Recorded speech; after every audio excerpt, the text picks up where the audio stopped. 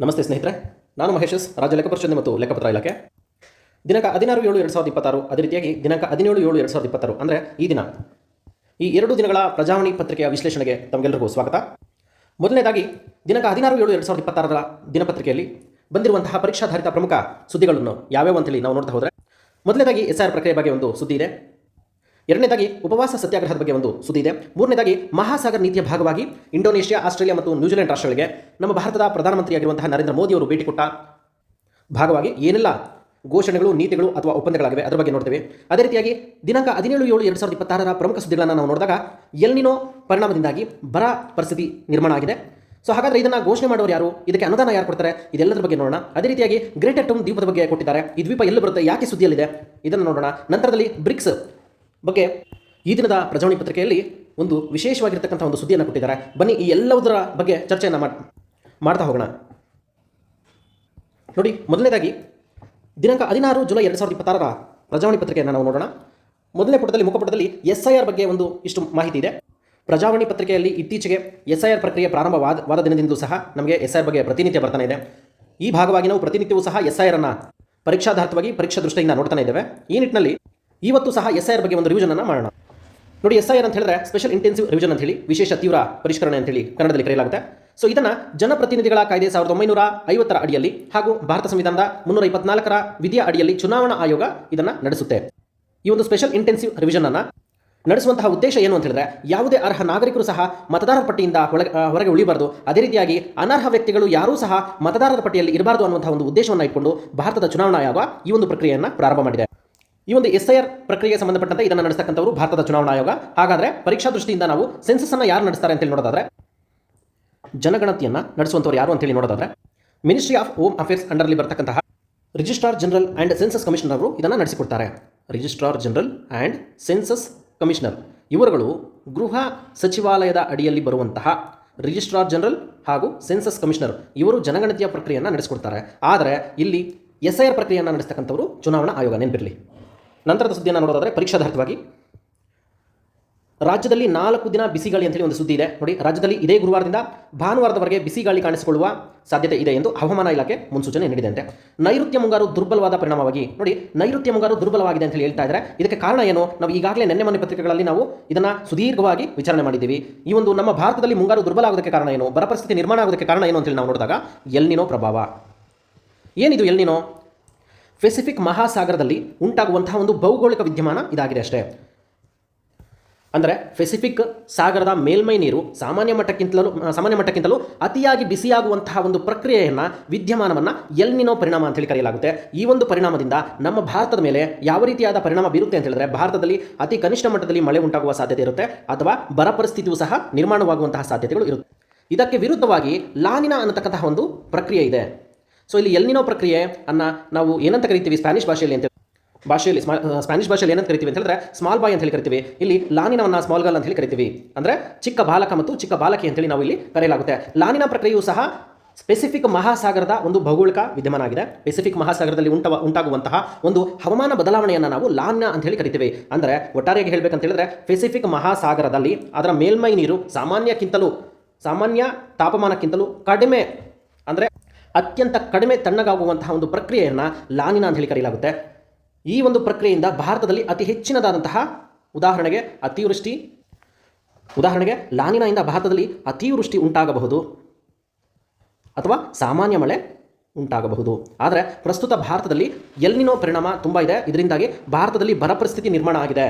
ಹಾಗೂ ಇತ್ತೀಚೆಗೆ 2 ದಿನಗಳ ಪತ್ರಿಕೆಯಲ್ಲಿ ನಾವು ನೋಡಿದ್ವಿ, ಎಲ್ ನಿನೋಗಿಂತಲೂ ನಮ್ಮ ಭಾರತದಲ್ಲಿ ಈ ಬಾರಿ ಸೂಪರ್ ಎಲ್ ನಿನೋ ಆಗ್ತಕ್ಕಂತಹ ಒಂದು ಲಕ್ಷಣಗಳು ಅತಿ ಹೆಚ್ಚಿನದಾಗಿದೆ ಅಂತೇಳಿ ನಮಗೆ ಪತ್ರಿಕೆಯಲ್ಲಿ ಕೊಟ್ಟಿದ್ದರು. ಹಾಗಾದರೆ ಸೂಪರ್ ಎಲ್ ನಿನೋ ಅಂತ ಹೇಳಿದ್ರೆ ಏನು ಅಂತ ನಾವು ನೋಡಿದಾಗ, ಎಲ್ ನಿನೋ ಪ್ರಭಾವಕ್ಕಿಂತಲೂ ತೀಕ್ಷ್ಣವಾಗಿ ಪ್ರಭಾವ ಬೀರುವಂತಹ ಒಂದು ಭೌಗೋಳಿಕ ವಿದ್ಯಮಾನ ಅಷ್ಟೇ. ಅಂದರೆ ಸಾಮಾನ್ಯವಾಗಿ ಎಲ್ ನಿನೋ ವಿದ್ಯಮಾನದಿಂದ ಭಾರತದ ಮೇಲೆ ಅತ್ಯಂತ ಕಡಿಮೆ ಮಳೆ ಉಂಟಾಗಿ ಸಾಮಾನ್ಯ ಬರ ಉಂಟಾಗುವ ಪರಿಸ್ಥಿತಿ ಇದ್ದರೆ, ಸೂಪರ್ ಎಲ್ ನಿನೋದಲ್ಲಿ ಏನಾಗುತ್ತೆ ಅಂತ ಹೇಳಿದ್ರೆ ಅತ್ಯಂತ ನಿರ್ಣಾಯಕವಾಗಿರುವಂತಹ ಒಂದು ಬರ ಪರಿಸ್ಥಿತಿ ಉಂಟಾಗುವಂತಹ ಸಾಧ್ಯತೆಗಳು ತುಂಬನೇ ಇರುತ್ತೆ. ನಂತರದ ಸುದ್ದಿಯನ್ನು ನೋಡೋದಾದರೆ, ನೋಡಿ, ಸೋನಂ ಆರೋಗ್ಯ ಅತ್ಯಂತ ಕ್ಷೀಣ ಅಂತ ಹೇಳಿ ಕೊಟ್ಟಿದ್ದಾರೆ. ಈ ಬಗ್ಗೆ ನೋಡೋದಾದರೆ, ಸೋನಂ ವಾಂಗ್ಚುಕ್ ಅವರ ಆರೋಗ್ಯ ತೀರಾ ಹದಗೆಟ್ಟಿದೆ ಅಂತೆ. ಯಾರು ಇವರು? ಸೋನಂ ಅವರನ್ನು ಒತ್ತಾಯಪೂರ್ವಕವಾಗಿ ಆಸ್ಪತ್ರೆಗೆ ದಾಖಲಿಸುವಂತೆ ಸಹ ಕೇಂದ್ರ ಮತ್ತು ದೆಹಲಿ ಸರ್ಕಾರಕ್ಕೆ ಸೂಚಿಸಿ ಎಂದು ಕೋರಿ ಹೈಕೋರ್ಟ್ನಲ್ಲಿ ಸಲ್ಲಿಸಲಾಗಿರುವ PI ನಲ್ಲಿರುವ ಅಂದರೆ ಯಾರೊಬ್ಬರು PIL ಕೂಡ ದಾಖಲು ಮಾಡಿದ್ರಂತೆ. ಬಿಕಾಸ್ ಸೋನಮ್ ವಾಂಗ್ಚುಕ್ ಅವರು ಇದೇ ರೀತಿಯಾಗಿ ಉಪವಾಸವನ್ನು ಮಾಡಿಕೊಂಡು ಹೋಗಿದ್ದ ಹಾದಲ್ಲಿ ಅವರು ಆರೋಗ್ಯ ತೀವ್ರ ಹದಗೆಟ್ಟು ಜೀವವನ್ನು ಕಳೆದುಕೊಳ್ಳುವಂತಹ ಸಾಧ್ಯತೆ ಇರುತ್ತೆ. ಸೊ ಹಾಗಾಗಿ ಬಲವಂತವಾಗಿ ಅವರನ್ನು ಆಸ್ಪತ್ರೆಗೆ ಸೇರಿಸಬೇಕು ಅಂಥೇಳಿ ಪಬ್ಲಿಕ್ ಇಂಟರೆಸ್ಟ್ ಲಿಟಿಗೇಷನನ್ನು ದಾಖಲು ಮಾಡಿದ್ದಾರಂತೆ. ಸೊ ಇದಕ್ಕೆ ಸಂಬಂಧಪಟ್ಟಂತೆ ನೋಡಿ, ನಮ್ಮ ಸ್ಪರ್ಧಾತ್ಮಕ ಪರೀಕ್ಷೆಗಳಲ್ಲಿ ಇಲ್ಲಿ ಸೋನಮ್ ವಾಂಗ್ಚುಕ್ ಅವರು ಯಾರು, ಅವರ ಹಿನ್ನೆಲೆ ಏನು, ಅಥವಾ ಅವರ ಕುಟುಂಬ ಎಂಥದ್ದು, ಅವರು ಏನಾಗಿದ್ರು, ಈ ರೀತಿಯಾದಂತಹ ಪ್ರಶ್ನೆಗಳು ಬರೋದಿಲ್ಲ. ಆದರೆ ಒಬ್ಬ ಸಮರ್ಥ ಸ್ಪರ್ಧಾರ್ಥಿಯಾಗಿ ನೀವು ಏನನ್ನು ಗಮನಿಸಬೇಕು ಅಂತ ಹೇಳಿದ್ರೆ, ಈ ಒಂದು ಉಪವಾಸ ಸತ್ಯಾಗ್ರಹವನ್ನು ನಾವು ಇತಿಹಾಸಕ್ಕೆ ತಳುಕು ಹಾಕಬೇಕು. ಅಂದರೆ ಲಿಂಕ್ ಮಾಡಿ ಓದಬೇಕು. ಯಾವ ರೀತಿ ಲಿಂಕ್ ಮಾಡೋದು ಹಾಗಾದರೆ ನೋಡಿ, ಇತಿಹಾಸದಲ್ಲಿ ಹಾಗಾದರೆ ಉಪವಾಸ ಸತ್ಯಾಗ್ರಹವನ್ನು ನಾವು ಮುಖ್ಯವಾಗಿ ಎಲ್ಲಿ ನೋಡ್ತೀವಿ? ಮಹಾತ್ಮ ಗಾಂಧೀಜಿಯವರ ಒಂದು ಉಪವಾಸ ಸತ್ಯಾಗ್ರಹಗಳನ್ನು ನಾವು ಇದಕ್ಕೆ ತಳುಕು ಹಾಕಿ ನೋಡ್ತೇವೆ. ಹಾಗಾದರೆ ನಮ್ಮ ಇತಿಹಾಸದಲ್ಲಿ ಭಾರತಕ್ಕೆ ಸಂಬಂಧಪಟ್ಟಂತೆ ಯಾರೆಲ್ಲ ಉಪವಾಸ ಸತ್ಯಾಗ್ರಹಗಳನ್ನು ಕೈಗೊಂಡಿದ್ದಾರೆ, ಇದ್ರ ಬಗ್ಗೆ ನೋಡೋಣ ಬನ್ನಿ. ನೋಡಿ, ಇಲ್ಲಿ ಅಮರಣಾಂತ ಉಪವಾಸ ಸತ್ಯಾಗ್ರಹ ಅಂತ ಹೇಳಿದ್ರೆ ಏನು ಅಂತ ಹೇಳಿದ್ರೆ, ತಮ್ಮ ಬೇಡಿಕೆ ಈಡೇರುವವರೆಗೂ ಸಹ ಒಂದು ಅನಿರ್ದಿಷ್ಟಾವಧಿಯವರೆಗೂ ಯಾವುದೇ ಆಹಾರವನ್ನು ಸೇವಿಸದೆ ಉಪವಾಸ ಇರತಕ್ಕಂಥದ್ದನ್ನು ಅಮರಣಾಂತ ಉಪವಾಸ ಅಂತ ಹೇಳಿ ಕರೆಯಲಾಗುತ್ತೆ. ಇದು ಯಾವ ತತ್ವದಿಂದ ಪ್ರೇರೇಪಣೆಯಾಗಿ ಎಲ್ಲರೂ ಇದನ್ನು ಮಾಡ್ತಾರೆ ಅಂತ ಹೇಳಿದ್ರೆ, ಮಹಾತ್ಮ ಗಾಂಧೀಜಿಯವರ ಒಂದು ಸತ್ಯಾಗ್ರಹ ತತ್ವದಿಂದ ಇದನ್ನು ಪ್ರೇರೇಪಿತರಾಗಿ ಮಾಡ್ತಾರೆ. ಆ್ಯಂಡ್ ಇದನ್ನು ನಮ್ಮ ಭಾರತದ ಸಂವಿಧಾನಕ್ಕೂ ಸಹ ಯಾವ ರೀತಿ ಲಿಂಕ್ ಮಾಡ್ಬೋದು ಅಂತ ಹೇಳಿದ್ರೆ, ನಮ್ಮ ಭಾರತದ ಸಂವಿಧಾನದ ಫಂಡಮೆಂಟಲ್ ರೈಟ್ಸ್ನಲ್ಲಿ ಬರ್ತಕ್ಕಂಥ ಆರ್ಟಿಕಲ್ ನಂಬರ್ 19(1) ಹೇಳ್ತಾರೆ ಸ್ಪಷ್ಟವಾಗಿ, ನಮಗೆ ಪ್ರತಿಯೊಬ್ಬರಿಗೂ ಸಹ 6 ರೀತಿಯಾಗಿರ್ತಕ್ಕಂಥ ಒಂದು ಹಕ್ಕುಗಳಿದೆ. ಅಂದರೆ ಭಾರತ ಸಂವಿಧಾನದ ನೋಡಿ, ವಿಧಿ 14ರಿಂದ ಹಿಡಿದು 35ನೇ ವಿಧಿಯವರೆಗೂ, ಅಂದರೆ ಅನುಚ್ಛೇದ 14ರಿಂದ 35ನೇ ಅನುಚ್ಛೇದದವರೆಗೆ ನಮಗೆ ಮೂಲಭೂತ ಹಕ್ಕುಗಳ ಬಗ್ಗೆ ಭಾರತ ಸಂವಿಧಾನವು ವಿವರಣೆ ನೀಡುತ್ತೆ. ಈ ಅನುಚ್ಛೇದಗಳಲ್ಲಿ 19ನೇ ಅನುಚ್ಛೇದ, ಈ 19ನೇ ಅನುಚ್ಛೇದ ಸ್ವಾತಂತ್ರ್ಯಗಳ ಬಗ್ಗೆ ಮಾತಾಡುತ್ತೆ. ಈ ಸ್ವಾತಂತ್ರ್ಯಗಳಲ್ಲಿ ಒಟ್ಟಾರೆಯಾಗಿ 19ನೇ ವಿಧಿಯಲ್ಲಿ ನಮಗೆ 6 ರೀತಿಯಾಗಿರುವಂತಹ ಸ್ವಾತಂತ್ರ್ಯಗಳಿದ್ದಾವೆ. ನೋಡಿ, ಇಲ್ಲಿ ತಾವೆಲ್ಲ ಗಮನಿಸಬೇಕು. ಇಲ್ಲಿ ಒಂದು ಪೇಪರಲ್ಲಿ ಏನೋ ಒಂದು ಉಪವಾಸ ಅಂತ ಬಂದಿದ ತಕ್ಷಣ ನಾವು ಅದು ಯಾಕೆ ಮಾಡ್ತಾ ಇದ್ದಾರೆ ಏನು ಅದೆಲ್ಲ ತಿಳಿದುಕೊಳ್ಳೋಣ. ಆದರೆ ಅದಕ್ಕಿಂತಲೂ ಪ್ರಮುಖವಾಗಿ ಒಬ್ಬ ಸಮರ್ಥವಾಗಿರ್ತಕ್ಕಂಥ ಸ್ಪರ್ಧಾರ್ಥಿ ಯಾವ ರೀತಿ ಆಲೋಚನೆ ಮಾಡ್ತಾನೆ ಅಂತ ಹೇಳಿದ್ರೆ, ಅದನ್ನು ಹ್ಯುಮ್ಯಾನಿಟಿ ಸಬ್ಜೆಕ್ಟ್ಸ್ಗೆ ಲಿಂಕ್ ಮಾಡ್ತಾನೆ. ನೋಡಿ, ಫಾರ್ ಎಕ್ಸಾಂಪಲ್ ಹಿಸ್ಟ್ರಿಗೆ ನಾವು ಲಿಂಕ್ ಮಾಡ್ತಾ ಇದೀವಿ. ಇಲ್ಲಿ ಮಹಾತ್ಮ ಗಾಂಧೀಜಿಯವರನ್ನ ಅವರ ಒಂದು ಸತ್ಯಾಗ್ರಹ ತತ್ವದಿಂದ ಪ್ರೇರೇಪಿತರಾಗಿ ಮಾಡ್ತಾ ಇದ್ದಾರೆ ಅಂತ ಹೇಳಿದ್ವಿ. ಅದೇ ರೀತಿಯಾಗಿ ಭಾರತದ ಸಂವಿಧಾನಕ್ಕೆ ನಾವು ಇಲ್ಲಿ ತಳಕು ಹಾಕ್ತಾ ಇದ್ದೀವಿ ನೋಡಿ. ಸೊ ಹಾಗಾದರೆ ಭಾರತ ಸಂವಿಧಾನದಲ್ಲಿ 19ನೇ ವಿಧಿಯ ಅಡಿಯಲ್ಲಿ ಬರ್ತಕ್ಕಂತಹ ಅಭಿವ್ಯಕ್ತಿ ಸ್ವಾತಂತ್ರ್ಯ, ಅಂದರೆ ಪ್ರತಿಯೊಬ್ಬರಿಗೂ ತಮ್ಮ ಒಂದು ಇಚ್ಛೆಯನ್ನು ಅಥವಾ ಅಭಿಪ್ರಾಯವನ್ನು ಹೇಳುವಂತಹ ಸ್ವಾತಂತ್ರ್ಯ ಪ್ರತಿಯೊಬ್ಬರಿಗೂ ಇದೆ. ಹಾಗಾದರೆ ಏನೆಲ್ಲ ಈ 6 ಸ್ವಾತಂತ್ರ್ಯಗಳಿದ್ದಾವೆ ಅಂತ ನಾವು ನೋಡೋದಾದರೆ, ಮೊದಲನೇದಾಗಿ ವಾಕ್ ಮತ್ತು ಅಭಿವ್ಯಕ್ತಿ ಸ್ವಾತಂತ್ರ್ಯ ಇದೆ ನಮಗೆ 19(1) ಅದೇ ರೀತಿಯಾಗಿ ಈ 19(2) ಬರ್ತಕ್ಕಂತಹ ಒಂದು ಅನುಚ್ಛೇದದ ಪ್ರಕಾರ ಶಾಂತಿಯುತವಾಗಿ ಸಭೆ ಸೇರುವಂತಹ ಹಕ್ಕು ಕೂಡ ನಮಗೆ ಇದೆ. ಶಾಂತಿಯುತವಾಗಿ ಅಂದರೆ ಯಾವುದೇ ನಿರಾಯುಧರಾಗಿ, ಯಾವುದೇ ರೀತಿಯಾಗಿರ್ತಕ್ಕಂಥ ಆಯುಧಗಳನ್ನು ಹೊಂದದೆ ನಾವು ಶಾಂತಿಯುತವಾಗಿ ಸಭೆ ಸೇರುವಂಥ ಹಕ್ಕಿದೆ. ಈ ಒಂದು ಹಕ್ಕಿನ ಅಡಿಯಲ್ಲಿ, ಅಂದರೆ 19(2) ಏನಿದೆ, ಈ ಒಂದು ಹಕ್ಕಿನ ಅಡಿಯಲ್ಲಿ ನಾವು ನಿರಾಯುಧರಾಗಿ ಸಭೆಯನ್ನು ಸೇರ್ಬೋದು. ಅದೇ ರೀತಿಯಾಗಿ ಇನ್ನೊಂದು ನಮಗೆ ಇರತಕ್ಕಂತಹ ಒಂದು ಸ್ವಾತಂತ್ರ್ಯ ಏನು ಅಂತ ಹೇಳಿದ್ರೆ, ಸಂಘ ಸಂಸ್ಥೆಗಳನ್ನು ರಚಿಸುವಂತಹ ಹಕ್ಕಿದೆ ನಮಗೆ. ಮತ್ತೆ 4ನೇ ಸ್ವಾತಂತ್ರ್ಯ ಯಾವುದು ಅಂತ ಹೇಳಿದ್ರೆ, ಭಾರತದಾದ್ಯಂತ ಮುಕ್ತವಾಗಿ ಸಂಚರಿಸುವ ಸ್ವಾತಂತ್ರ್ಯ ಇದೆ. 5ನೇ ಸ್ವಾತಂತ್ರ್ಯ ಯಾವುದು ಅಂತ ಹೇಳಿದ್ರೆ, ಭಾರತದ ಯಾವುದೇ ಭಾಗದಲ್ಲಿ ವಾಸಿಸುವಂತಹ ಸ್ವಾತಂತ್ರ್ಯ ಇದೆ. ಹಾಗೆ ಕೊನೆಯದಾಗಿ ಇಡೀ ಭಾರತದಾದ್ಯಂತ ಯಾವುದೇ ರೀತಿಯಾಗಿರ್ತಕ್ಕಂಥ ಒಂದು ವೃತ್ತಿ ಅಥವಾ ಉದ್ಯೋಗ, ವ್ಯಾಪಾರ ಏನನ್ನು ಬೇಕಾದರೂ ಸಹ ನಾವು ಕೈಗೊಳ್ತಕ್ಕಂಥ ಒಂದು ಸ್ವಾತಂತ್ರ್ಯ ನಮಗೆ ಇದೆ. ಇದು ಭಾರತ ಸಂವಿಧಾನದ 19ನೇ ಅನುಚ್ಛೇದದ ಅಡಿಯಲ್ಲಿ ಬರುವಂತಹ ಒಟ್ಟು 6 ಸ್ವಾತಂತ್ರ್ಯಗಳು ಆಗಿವೆ. ಹಾಗಾದರೆ ಇವರು ಅಮರಣಾಂತ ಕಾಲ ಉಪವಾಸವನ್ನು ಮಾಡ್ತಾ ಇದ್ದಾರೆ ಸೋನಮ್ ವಾಂಗ್ಚುಕ್ ಅವರು. ಯಾಕೆ? ಸೊ ಅವರು ಮಾಡ್ತಾ ಇರ್ತಕ್ಕಂಥದ್ದು ನೀಟ್ ಸೇರಿದಂತೆ ರಾಷ್ಟ್ರೀಯ ಪ್ರವೇಶ ಪರೀಕ್ಷೆಗಳಲ್ಲಿ ಪ್ರಶ್ನೆ ಪತ್ರಿಕೆ ಸೋರಿಕೆ ಮತ್ತು ಅದಕ್ಕೆ ಸಂಬಂಧಪಟ್ಟಂತೆ ಅಕ್ರಮಗಳ ಬಗ್ಗೆ ಹೊಣೆಗಾರಿಕೆಯನ್ನು ನಿಗದಿಪಡಿಸಬೇಕು ಅಂತ ಹೇಳಿ ಅವರು ಒಂದು ಉಪವಾಸವನ್ನು ಮಾಡ್ತಾ ಇದ್ದಾರೆ. ನೆಕ್ಸ್ಟ್ ಇದೇ ರೀತಿಯಾಗಿ ನಾವು ಇತಿಹಾಸಕ್ಕೆ ಇದನ್ನು ಮೆಲುಕು ಹಾಕಿ ಹೋದಾದರೆ ನೋಡಿ, ಮಹಾತ್ಮ ಗಾಂಧೀಜಿಯವರ ಸಿದ್ಧಾಂತ ಅಂದರೆ ತತ್ವ ಏನಿದೆ, ಈ ತತ್ವದಿಂದ ಯಾವ ರೀತಿ ಪ್ರೇರೇಪಿತರಾಗಿದ್ದರು ಅಂದರೆ, ಮಹಾತ್ಮ ಗಾಂಧೀಜಿಯವರು ಉಪವಾಸ ಯಾವಾಗ ಕೈಗೊಂಡಿದ್ರು ಅಂತೇಳಿ ನಾವು ನೋಡೋದಾದರೆ ನೋಡಿ, 1932 ಸೆಪ್ಟೆಂಬರ್ 24ನೇ ತಾರೀಕು ಅವರು ಉಪವಾಸ ಸತ್ಯಾಗ್ರಹವನ್ನು ಪ್ರಾರಂಭ ಮಾಡ್ತಾರೆ ಮಹಾತ್ಮ ಗಾಂಧೀಜಿಯವರು. ಯಾಕೆ? ನೋಡಿ, 1932ರಲ್ಲಿ ಪೂನಾ ಒಪ್ಪಂದ ಆಗುತ್ತೆ. ಪೂನಾ ಒಪ್ಪಂದ ಯಾರ್ಯಾರ ನಡುವೆ ಆಗುತ್ತೆ? ಗಾಂಧೀಜಿ ಮತ್ತು ಅಂಬೇಡ್ಕರ್ ನಡುವೆ ಆಗುತ್ತೆ. ಪರೀಕ್ಷೆಗಳಲ್ಲಿ ಕೇಳ್ತಕ್ಕಂಥ ಸಾಧ್ಯತೆಗಳು ತುಂಬಾನೇ ಇರುತ್ತೆ. ಪೂನಾ ಒಪ್ಪಂದದ ಬಗ್ಗೆ ಈಗಾಗಲೇ ಹಲವಾರು ಪರೀಕ್ಷೆಗಳಲ್ಲಿ ಕೇಳಿದ್ದಾರೆ. ಅದು ಯಾವ ವರ್ಷದಲ್ಲಿ ನಡೆದಿದೆ ಅಂತ ಕೇಳಿದ್ದಾರೆ, ಯಾರ್ಯಾರ ನಡುವೆ ಅಂತ ಹೇಳಿ ಕೇಳಿದ್ದಾರೆ. ಸೊ ಹಾಗಾಗಿ ಪ್ರತಿಯೊಂದು ಏನೆಲ್ಲ ಇಲ್ಲಿ ಉಲ್ಲೇಖ ಮಾಡಿದ್ದೀನಿ ಅದು 100% ತುಂಬ ಇಂಪಾರ್ಟೆಂಟ್ ಆಗಿರುತ್ತೆ. ನಂತರ ಈ ಒಂದು ಗಾಂಧೀಜಿಯವರು 1932ರಲ್ಲಿ ಪೂನಾ ಒಪ್ಪಂದದ ಮೊದಲು ಯಾಕೆ ಉಪವಾಸ ಸತ್ಯಾಗ್ರಹವನ್ನು ಕೈಗೊಂಡಿದ್ರು ಅಂತ ಹೇಳಿದ್ರೆ, 1932ರಲ್ಲಿ ಬ್ರಿಟಿಷ್ ಪ್ರಧಾನಿಯಾಗಿರುವಂತಹ ರಾಮ್ಸೆ ಮ್ಯಾಕ್ಡೊನಾಲ್ಡ್ ಅವರು ಒಂದು ನೀತಿಯನ್ನು ಪ್ರಕಟ ಮಾಡ್ತಾರೆ, ಒಂದು ತೀರ್ಪನ್ನು ಕೊಡ್ತಾರೆ. ಆ ತೀರ್ಪಿನ ಹೆಸರು ಕೋಮು ತೀರ್ಪು ಅಂತ ಹೇಳಿ. ಅಂದರೆ ಇದರ ಪ್ರಕಾರ ಅಂದಿನ ಅಸ್ಪೃಶ್ಯರಿಗೆ ಪ್ರತ್ಯೇಕವಾಗಿರುವಂತಹ ಮತಕ್ಷೇತ್ರವನ್ನು ಕೊಡೋದಕ್ಕೆ ಬ್ರಿಟಿಷ್ ಪ್ರಧಾನಿಯಾಗಿರುವಂತಹ ರಾಮ್ಸೆ ಮ್ಯಾಕ್ಡೊನಾಲ್ಡ್ ಅವರು ಅನುಮತಿಯನ್ನು ಕೊಟ್ಟಿರ್ತಾರೆ. ಅಂದರೆ ಡಿಪ್ರೆಸ್ಡ್ ಕ್ಲಾಸ್ ಪೀಪಲ್ಸ್ ಯಾರಿದ್ರು, ಅಂದಿನ ಕಾಲದ ಡಿಪ್ರೆಸ್ಡ್ ಕ್ಲಾಸ್ ಪೀಪಲ್ಸು ಅಂದರೆ ಅಸ್ಪೃಶ್ಯರು ಯಾರಿದ್ರು, ಅವರಿಗೆ ಪ್ರತ್ಯೇಕವಾಗಿರ್ತಕ್ಕಂತಹ ಮತಕ್ಷೇತ್ರ, ಅವರವರ ಸಮುದಾಯದ ಜನಪ್ರತಿನಿಧಿಗಳನ್ನು ಅವರೇ ಆಯ್ಕೆ ಮಾಡಿಕೊಳ್ಳುವಂತಹ ಒಂದು ಅವಕಾಶ ಅವರಿಗೆ ಕೊಟ್ಟಿದ್ದರು. ಇದರ ವಿರುದ್ಧವಾಗಿ ಮಹಾತ್ಮ ಗಾಂಧೀಜಿಯವರು ಏನು ಮಾಡ್ತಾರೆ, ಅಮರಣಾಂತ ಕಾಲ ಉಪವಾಸವನ್ನು ಮಾಡ್ತಾರೆ. ಯಾಕೆ ಉಪವಾಸ ಮಾಡ್ತಾರೆ ಅಂತ ಹೇಳಿದ್ರೆ, ಭಾರತದಲ್ಲಿರುವಂತಹ ಒಂದು ಒಗ್ಗಟ್ಟು ಈ ಒಂದು ತೀರ್ಪಿನಿಂದಾಗಿ ಒಡೆದು ಹೋಗುತ್ತೆ, ನೂರಾಗುತ್ತೆ ಅನ್ನುವಂತಹ ಕಾರಣದಿಂದ ಏನು ಮಾಡ್ತಾರೆ, ಅಮರಣಾಂತ ಕಾಲ ಅವರು ಉಪವಾಸವನ್ನು ಮಾಡ್ತಾರೆ. ಯರವಾಡ ಜೈಲಲ್ಲಿ ಮಾಡ್ತಾರೆ. ಪುಣೆಯಲ್ಲಿರುವಂತಹ ಯರವಾಡ ಜೈಲಿನಲ್ಲಿ ಅವರು ಅಮರಣಾಂತ ಕಾಲ ಉಪವಾಸ ಮಾಡ್ತಾರೆ. ಆದರೆ ಕೊನೆಗೆ ಏನಾಗುತ್ತೆ, ಅಂಬೇಡ್ಕರ್ ಅವರು ಹೋಗ್ಬಿಟ್ಟು ಗಾಂಧೀಜಿಯವರ ಹತ್ರ ಒಂದು ಮನವಿಯನ್ನು ಮಾಡಿಕೊಳ್ಳೋದ್ರ ಮುಖಾಂತರವಾಗಿ ಇವರಿಬ್ಬರ ನಡುವೆ ಒಂದು ಒಪ್ಪಂದ ಆಗುತ್ತೆ. ಅದೇ ಇತಿಹಾಸ ಪ್ರಸಿದ್ಧ ಪೂನಾ ಒಪ್ಪಂದ ಆಗಿರುತ್ತೆ. ನಂತರದಲ್ಲಿ ಪೊಟ್ಟಿ ಶ್ರೀರಾಮುಲು ಅವರು ಈ ಒಂದು ಉಪವಾಸಕ್ಕೆ ಸಂಬಂಧಪಟ್ಟಂತೆ ಇತಿಹಾಸದಲ್ಲಿ ತುಂಬ ಪ್ರಸಿದ್ಧಿಯನ್ನು ಪಡೆದಿದ್ದಾರೆ. ಇವರು ಯಾಕೆ ಉಪವಾಸ ಸತ್ಯಾಗ್ರಹವನ್ನು ಕೈಗೊಂಡಿದ್ರು, ಯಾಕಾಗಿ ಏನಕ್ಕಾಗಿ ಅಂತ ನಾವು ನೋಡೋದಾದ್ರೆ 1952ರಲ್ಲಿ 58 ದಿನಗಳ ಕಾಲ ಇವರು ಉಪವಾಸವನ್ನು ಕೈಗೊಳ್ತಾರೆ ಹಾಗೂ ಮರಣವನ್ನು ಹೊಂದುತ್ತಾರೆ. ಕಾರಣ ಏನು ಅಂತ ಹೇಳಿದ್ರೆ ತೆಲುಗು ಭಾಷಿಕರ ಪ್ರತ್ಯೇಕ ರಾಜ್ಯಕ್ಕಾಗಿ, ಅಂದರೆ ತೆಲುಗು ಮಾತನಾಡುವ ಪ್ರಜೆಗಳ ಸಪರೇಟ್ ಆಗಿರ್ತಕ್ಕಂಥ ಒಂದು ರಾಜ್ಯಕ್ಕಾಗಿ ಯಾರೆಲ್ಲ ತೆಲುಗು ಮಾತಾಡ್ತಾರೆ ಅವರನ್ನು ಭಾಷೆಗಳ ಆಧಾರದ ಮೇಲೆ ನಮಗೆ ತೆಲುಗು ರಾಜ್ಯವನ್ನು ರಚನೆ ಮಾಡಿಕೊಡಿ, ಬಿಟ್ಟುಕೊಡಿ, ಪ್ರತ್ಯೇಕ ರಾಜ್ಯವನ್ನು ಘೋಷಣೆ ಮಾಡಿಕೊಡಿ ಅಂತೇಳಿ ಇವರು ಉಪವಾಸವನ್ನು ಕೈಗೊಳ್ತಾರೆ 1952ರಲ್ಲಿ. ಸೊ ನಂತರ ಇದರ ಪರಿಣಾಮವಾಗಿ 1953ರಲ್ಲಿ ಇವರ ಆಂಧ್ರ ಪ್ರದೇಶ, ಅಂದರೆ ಇವರ ಒಂದು ಉಪವಾಸ ಸತ್ಯಾಗ್ರಹದ ಹಿನ್ನೆಲೆಯಲ್ಲಿ ಇವರು ಮರಣವನ್ನು ಸಹ ಹೊಂದುತ್ತಾರೆ. ಇದರ ಪರಿಣಾಮವಾಗಿ 1953ರಲ್ಲಿ ಆಂಧ್ರ ಪ್ರದೇಶ ರಚನೆಯಾಗುತ್ತೆ. ನಂತರ 1956ರಲ್ಲಿ ರಾಜ್ಯಗಳ ಪುನರ್ರಚನೆ ಕಾಯ್ದೆ 1956 ಜಾರಿಗೆ ಬರುತ್ತೆ. ಚೆನ್ನಾಗಿ ನೆನಪಿಟ್ಕೊಳ್ಳಿ, ಪರೀಕ್ಷೆಯಲ್ಲಿ ಈಗಾಗಲೇ ಹಲವಾರು ಬಾರಿ ಈ ಎಲ್ಲ ಪ್ರಶ್ನೆಗಳನ್ನು ಬರೆದಿದ್ದಾರೆ. ಇಲ್ಲಿ ಏನೆಲ್ಲ ಉಲ್ಲೇಖ ಮಾಡಿದ್ದೀನಿ ಪ್ರತಿಯೊಂದು ಇಂಪಾರ್ಟೆಂಟ್ ಇದೆ. 1956ರಲ್ಲಿ ರಾಜ್ಯಗಳ ಪುನರ್ರಚನೆ ಕಾಯ್ದೆ 1956 ರೂಪುಗೊಳ್ಳುತ್ತೆ. ಸೊ ಇದರ ಅಡಿಯಲ್ಲಿ ನಮ್ಮ ಕರ್ನಾಟಕವು, ಅಂದರೆ ಈ ಹಿಂದೆ 1956ರಲ್ಲಿ ಮೈಸೂರು ರಾಜ್ಯ ಉದಯಿಸುತ್ತೆ. ತದನಂತರ 1973ರಲ್ಲಿ ನವೆಂಬರ್ 1ನೇ ತಾರೀಕು ಈ ಮೈಸೂರು ರಾಜ್ಯವನ್ನು ಕರ್ನಾಟಕ ಅಂತ ಹೇಳಿ ಮರುನಾಮಕರಣ ಮಾಡುವ ಮುಖಾಂತರ ಕರ್ನಾಟಕ ಏಕೀಕರಣಗೊಳ್ಳುತ್ತೆ. ನಂತರ ಇರೋಮ್ ಶರ್ಮಿಳಾ ಅವರು ಉಪವಾಸ ಸತ್ಯಾಗ್ರಹಕ್ಕೆ ಇನ್ನೊಬ್ಬರು ಇಲ್ಲಿ ತುಂಬ ಫೇಮಸ್ ಆಗಿದ್ದಾರೆ. ನಾವು ಇತಿಹಾಸಕ್ಕೆ ಒಂದು ಕರೆಂಟ್ ಅಫೇರ್ಸನ್ನು ಲಿಂಕ್ ಮಾಡಿದಾಗ ಇವರನ್ನು ಐರನ್ ಲೇಡಿ ಆಫ್ ಮಣಿಪುರ ಅಂತ ಹೇಳಿ ಕರೀತಾರೆ. ಮಣಿಪುರದ ಉಕ್ಕಿನ ಮಹಿಳೆ ಅಂತೇಳಿ ಇವರನ್ನು ಕರೀತಾರೆ. ಕಾರಣ ಏನು, 2000ನೇ ಇಸ್ವಿಯಿಂದ ಹಿಡಿದು 2016ನೇ ಇಸ್ವಿವರೆಗೂ ಇವರು ಸುಮಾರು 16 ವರ್ಷಗಳ ಕಾಲ ಸುದೀರ್ಘವಾಗಿ ಉಪವಾಸವನ್ನು ಕೈಗೊಳ್ತಾರೆ. ಕಾರಣ ಏನು ಅಂತ ಹೇಳಿದ್ರೆ ಆಪ್ಸಾ ಕಾಯ್ದೆಯ ವಿರುದ್ಧವಾಗಿ ಈ ಒಂದು ಕಾಯ್ದೆಯನ್ನು ಕೇಂದ್ರ ಸರ್ಕಾರ ವಾಪಸ್ಸು ಪಡೆಯಬೇಕು ಅಂತಕ್ಕಂಥ ಒಂದು ಕಾರಣದಿಂದ ಇವರು ಉಪವಾಸವನ್ನು ಕೈಗೊಳ್ತಾರೆ. ಕಾರಣ ಏನು, ಇದರ ಹಿನ್ನೆಲೆ ಏನು ಅಂತೇಳಿ ನೋಡಿದಾಗ ಈ ಒಂದು ಕಾಯ್ದೆ ಅಂದರೆ ಆರ್ಮ್ಡ್ ಫೋರ್ಸಸ್ ಆ್ಯಕ್ಟ್, ಅಂದರೆ armed forces special powers act 1955. So ಇದು 1955ರಲ್ಲೇ ಜಾರಿಗೆ ಬಂದಿರತಕ್ಕಂಥ ಒಂದು ಕಾಯ್ದೆ ಆಗಿರುತ್ತೆ. ಈ ಕಾಯ್ದೆಯ ಪ್ರಕಾರ ಯಾವುದೇ ವಾರಂಟ್ ಇಲ್ಲದೆ ಯಾರನ್ನು ಸಹ ಬಂಧಿಸಬಹುದಾಗಿರುತ್ತೆ. ಸೊ ಇದರಿಂದಾಗಿ ಮಣಿಪುರದಲ್ಲಿ ಒಂದು ಮಾಲೋಮ ಹತ್ಯಾಕಾಂಡ ಅಂತಕ್ಕಂಥ ಒಂದು ಹತ್ಯಾಕಾಂಡ ನಡೆಯುತ್ತೆ. ಅಂದರೆ ಸರಿಸುಮಾರು 20 ಜನರನ್ನು ಆರ್ಮಿಯವರು, ಅಂದರೆ ಮಿಲಿಟರಿಯವರು ಮಣಿಪುರದಲ್ಲಿರುವಂತಹ 20 ಜನರನ್ನು ಹತ್ಯೆಯನ್ನು ಮಾಡ್ತಾರೆ. ಇದರಿಂದ ಬೇಸತ್ತಂತಹ ಇರೋಮ್ ಶರ್ಮಿಳಾ ಅವರು ಈ ಕಾಯ್ದೆಯ ವಿರುದ್ಧವಾಗಿ ಸುಮಾರು 16 ವರ್ಷಗಳ ಕಾಲ ಉಪವಾಸವನ್ನು ಕೈಗೊಳ್ತಾರೆ. ನಂತರದಲ್ಲಿ 2011ರಲ್ಲಿ ಅಣ್ಣಾ ಹಜಾರೆ ಅವರು ಉಪವಾಸ ಸತ್ಯಾಗ್ರಹವನ್ನು ಪ್ರಾರಂಭ ಮಾಡ್ತಾರೆ. ಯಾಕಾಗಿ ಮಾಡ್ತಾರೆ ಅಂತ ಹೇಳಿದ್ರೆ ಲೋಕಪಾಲ್ ಕಾಯ್ದೆಯನ್ನು ಜಾರಿ ಮಾಡಬೇಕು ಅನ್ನುವಂಥ ಉದ್ದೇಶದಿಂದ ಇವರು ಉಪವಾಸ ಸತ್ಯಾಗ್ರಹವನ್ನು ಮಾಡ್ತಾರೆ. ಪ್ರಸ್ತುತ ಸೋನಂ ವಾಂಗ್ಚುಕ್ ಅವರು ಈ ಉಪವಾಸ ಸತ್ಯಾಗ್ರಹವನ್ನು ಕೈಗೆತ್ತಿಕೊಂಡಿದ್ದಾರೆ. ಇವರು ಯಾಕೆ ಉಪವಾಸ ಮಾಡ್ತಾ ಇದ್ದಾರೆ ಅಂತ ಹೇಳಿದ್ರೆ, ಮೊದಲನೇದಾಗಿ ನೀಟ್ ಸೇರಿದಂತೆ ಹಲವಾರು ರಾಷ್ಟ್ರೀಯ ಪ್ರವೇಶ ಪರೀಕ್ಷೆಗಳಲ್ಲಿನ ಪ್ರಶ್ನೆ ಪತ್ರಿಕೆ ಸೋರಿಕೆಗೆ ಕಡಿವಾಣ ಹಾಕಬೇಕು ಹಾಗೂ ಇದಕ್ಕೆ ಒಂದು ಹೊಣೆಗಾರಿಕೆಯನ್ನು ನಿಗದಿಪಡಿಸಬೇಕು. ಅದೇ ರೀತಿಯಾಗಿ ಕೇಂದ್ರ ಶಿಕ್ಷಣ ಸಚಿವರಾಗಿರ್ತಕ್ಕಂಥ ಧರ್ಮೇಂದ್ರ ಪ್ರಧಾನ್ ಅವರು ರಾಜೀನಾಮೆ ಕೊಡಬೇಕು ಅಂತೇಳಿ ಇವರು ಉಪವಾಸ ಮಾಡ್ತಾ ಇದ್ದಾರೆ. ಒಂದು ವಿಚಾರ ಚೆನ್ನಾಗಿ ನೆನಪಿಟ್ಕೊಳ್ಳಿ, ಈ ಉಪವಾಸ ಸತ್ಯಾಗ್ರಹ ಅಷ್ಟೊಂದು ಮುನ್ನೆಲೆಗೆ ಬರೋದಿಲ್ಲ ಪರೀಕ್ಷೆಗಳಲ್ಲಿ. ಅಂದರೆ ಸೋನಂ ವಾಂಗ್ಚುಕ್ ಅವರು ಯಾರು ಅಥವಾ ಇದರ ರಿಲೇಟೆಡ್ ಆಗಿ ಕ್ವಶನ್ ಕೇಳೋದಿಲ್ಲ. ಇದಕ್ಕೆ ಸಂಬಂಧಪಟ್ಟಂತೆ ಸ್ಟ್ಯಾಟಿಕ್ ಕ್ವಶನ್ ಏನಿದೆ, ನಮಗೆ ಇತಿಹಾಸ ಆಗಿರಬಹುದು, ಭಾರತ ಸಂವಿಧಾನದಲ್ಲಿ ಇದಕ್ಕೆ ಏನೆಲ್ಲ ಉಪಬಂಧಗಳಿದ್ದಾವೆ, ಅಂದರೆ ಏನೆಲ್ಲ ಇದಕ್ಕೆ ರಿಲೇಟೆಡ್ ಆಗಿದೆ, ಇದರ ಬಗ್ಗೆ ಪ್ರಶ್ನೆಗಳನ್ನು ಕೇಳ್ತಕ್ಕಂತಹ ಸಾಧ್ಯತೆಗಳು ತುಂಬಾ ಇರುತ್ತೆ. ಸೊ ಮತ್ತೊಮ್ಮೆ ಹೇಳ್ತಾ ಇದ್ದೀನಿ, ನಮಗಿಲ್ಲಿ ಸೋನಂ ವಾಂಗ್ಚುಕ್ ಅವರು ಇಂಪಾರ್ಟೆಂಟ್ ಆಗೋದಿಲ್ಲ. ಇದರ ರಿಲೇಟೆಡ್ ಆಗಿ ನಮಗೆ ಸ್ಟ್ಯಾಟಿಕ್ ಪೋರ್ಷನಲ್ಲಿ ನಮ್ಮ ಸಿಲೆಬಸ್ನಲ್ಲಿ ಏನೆಲ್ಲ ಅಂಶಗಳಿದ್ದಾವೆ ಅದು ತುಂಬ ಮ್ಯಾಟರ್ ಆಗುತ್ತೆ. ಅದನ್ನು ನಾವು ಪದೇ ರಿವಿಷನ್ ಮಾಡ್ಕೋಬೇಕಾಗುತ್ತೆ.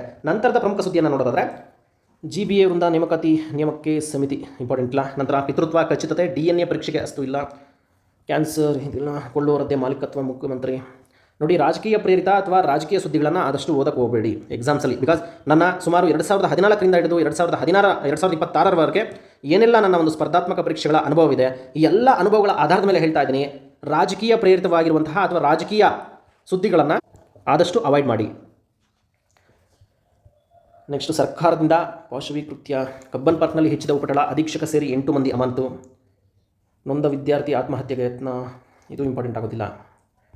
ನಂತರ ಮೊದಲ ಸುತ್ತಿನಲ್ಲಿ 1.22 ಲ್ಯಾಕ್ ಸೀಟ್ಸ್ ಅಂತೆ, 28ರವರೆಗೆ ಕಾನ್ಸ್ಟಿಟ್ಯೂಷನ್ ನಿರ್ಧಾರ, ನಗರೀಕರಣ, ಸೈಕಲ್ ವಾರಿ ಭಕ್ತರ ಹೊಸ ಸವಾರಿ, ಅವರಿನ ಮಾಹಿತಿ, ಸ್ತ್ರೀಯರ ಪರದಾಟ, ಇದು SIR ರಿಲೇಟೆಡ್.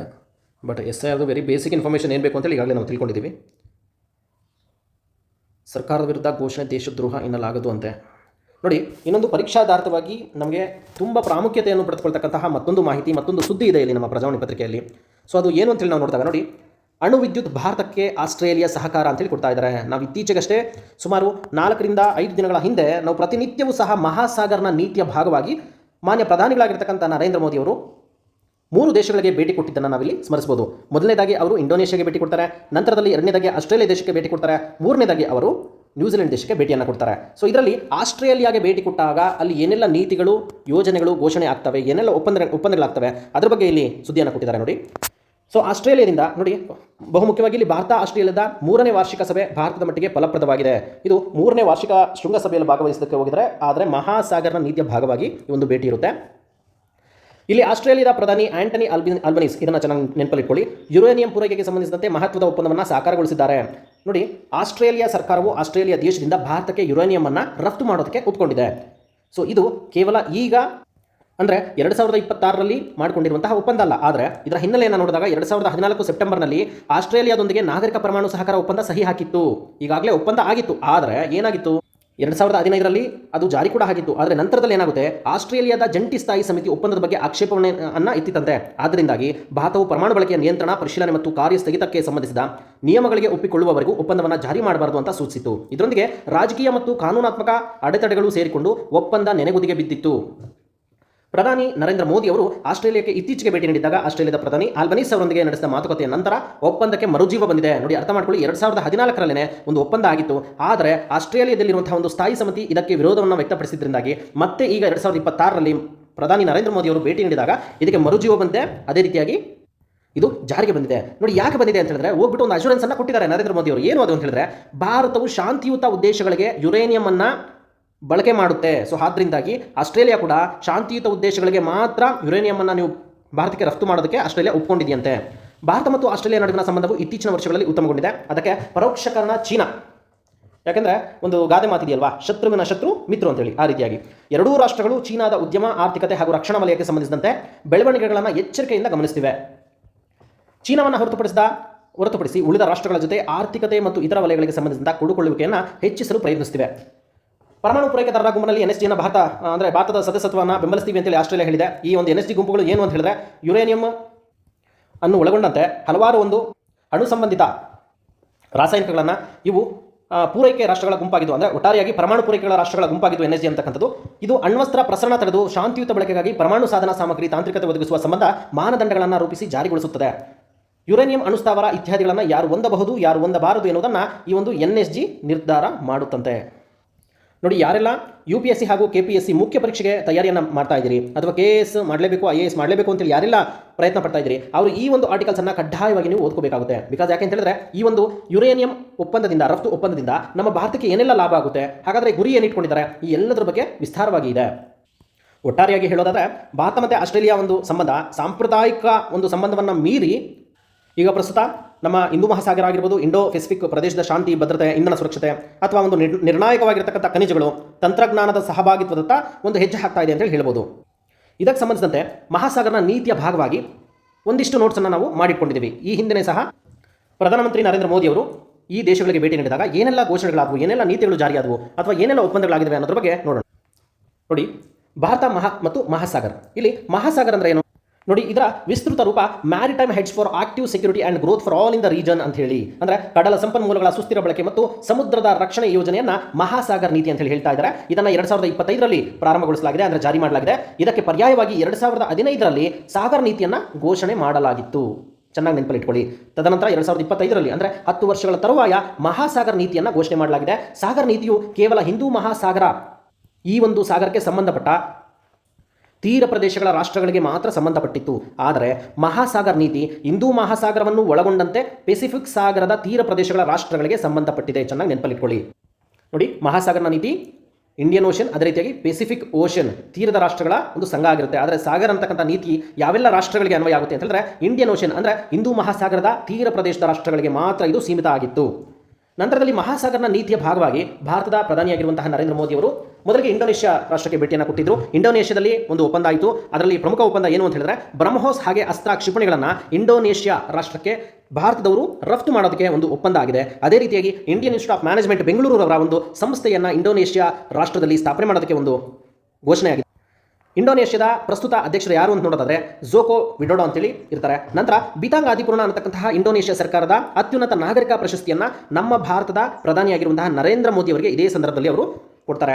ನಂತರ ಈ ಒಂದು ಇಂಡೋನೇಷ್ಯಾದಲ್ಲಿರುವಂತಹ ಜಕಾರ್ತಾ ಯಾವುದಕ್ಕೆ ಫೇಮಸ್ ಅಂತ ಹೇಳಿದ್ರೆ, ನಮ್ಮ ಏಷಿಯಾನ್ ಅಂದರೆ association of south eastern Asian Nations ಸಂಘ ಏನಿದೆ ಸಂಘಟನೆ, ಈ ಸಂಘಟನೆಯ ಹೆಡ್ ಕ್ವಾರ್ಟರ್ಸ್ ಬಂದುಬಿಟ್ಟು ನಮಗೆ ಜಕಾರ್ತದಲ್ಲೇ ಇದೆ. ನಂತರದಲ್ಲಿ ಆಸ್ಟ್ರೇಲಿಯಾಗೆ ಭೇಟಿ ಕೊಡ್ತಾರೆ. ಈಗಾಗಲೇ ನಾವು ಇದನ್ನು ಚರ್ಚೆ ಮಾಡಿದ್ವಿ. 3ನೇ ವಾರ್ಷಿಕ ಶೃಂಗಸಭೆಯಲ್ಲಿ ಭಾಗವಹಿಸುವುದರ ಸಲುವಾಗಿಯೂ ಸಹ ಹೋಗ್ತಾರೆ ಮಹಾಸಾಗರನ ನೀತಿಯ ಭಾಗವಾಗಿ. 2014ರ ಒಂದು ಸಿವಿಲ್ ನ್ಯೂಕ್ಲಿಯರ್ ಅಗ್ರಿಮೆಂಟ್ ಏನಾಗಿತ್ತು ಅಂದರೆ ನಮಗೆ ನ್ಯೂಕ್ಲಿಯರ್ಸನ್ನು ಅಂದರೆ ಯುರೇನಿಯಮನ್ನು 2014ರಲ್ಲೇ ಪೂರೈಕೆ ಮಾಡೋದಕ್ಕೆ ಒಪ್ಕೊಂಡಿತ್ತು. ಇದರ ಭಾಗವಾಗಿ ಆದರೆ ಅಲ್ಲಿರ್ತಕ್ಕಂತಹ ಸ್ಥಾಯಿ ಸಮಿತಿಯ ವಿರೋಧದಿಂದಾಗಿ ಅವರು ಪೂರೈಕೆಯನ್ನು ಸ್ಥಗಿತ ಮಾಡಿರ್ತಾರೆ. ಆದರೆ ಇದೀಗ 2026ರಲ್ಲಿ ನಾವು ಶಾಂತಿಯುತ ಉದ್ದೇಶಗಳಿಗೆ ಮಾತ್ರ ಇದನ್ನು ಬಳಸ್ತೇವೆ ಅಂತ ಹೇಳಿ ಒಂದು ಅಶ್ಯೂರೆನ್ಸನ್ನು ಕೊಟ್ಟಿದ್ದರಿಂದಾಗಿ ಭಾರತಕ್ಕೆ ಯುರೇನಿಯಂ ಅನ್ನು ರಫ್ತು ಮಾಡೋದಕ್ಕೆ ಒಪ್ಕೊಂಡಿರ್ತಾರೆ. ಪ್ರಪಂಚದ 28% ಯುರೇನಿಯಂ ಆಸ್ಟ್ರೇಲಿಯಾ ದೇಶದ ಬಳಿ ಇದೆ. ಇದನ್ನು ಚೆನ್ನಾಗಿ ನೆನಪಿಟ್ಕೊಳ್ಳಿ.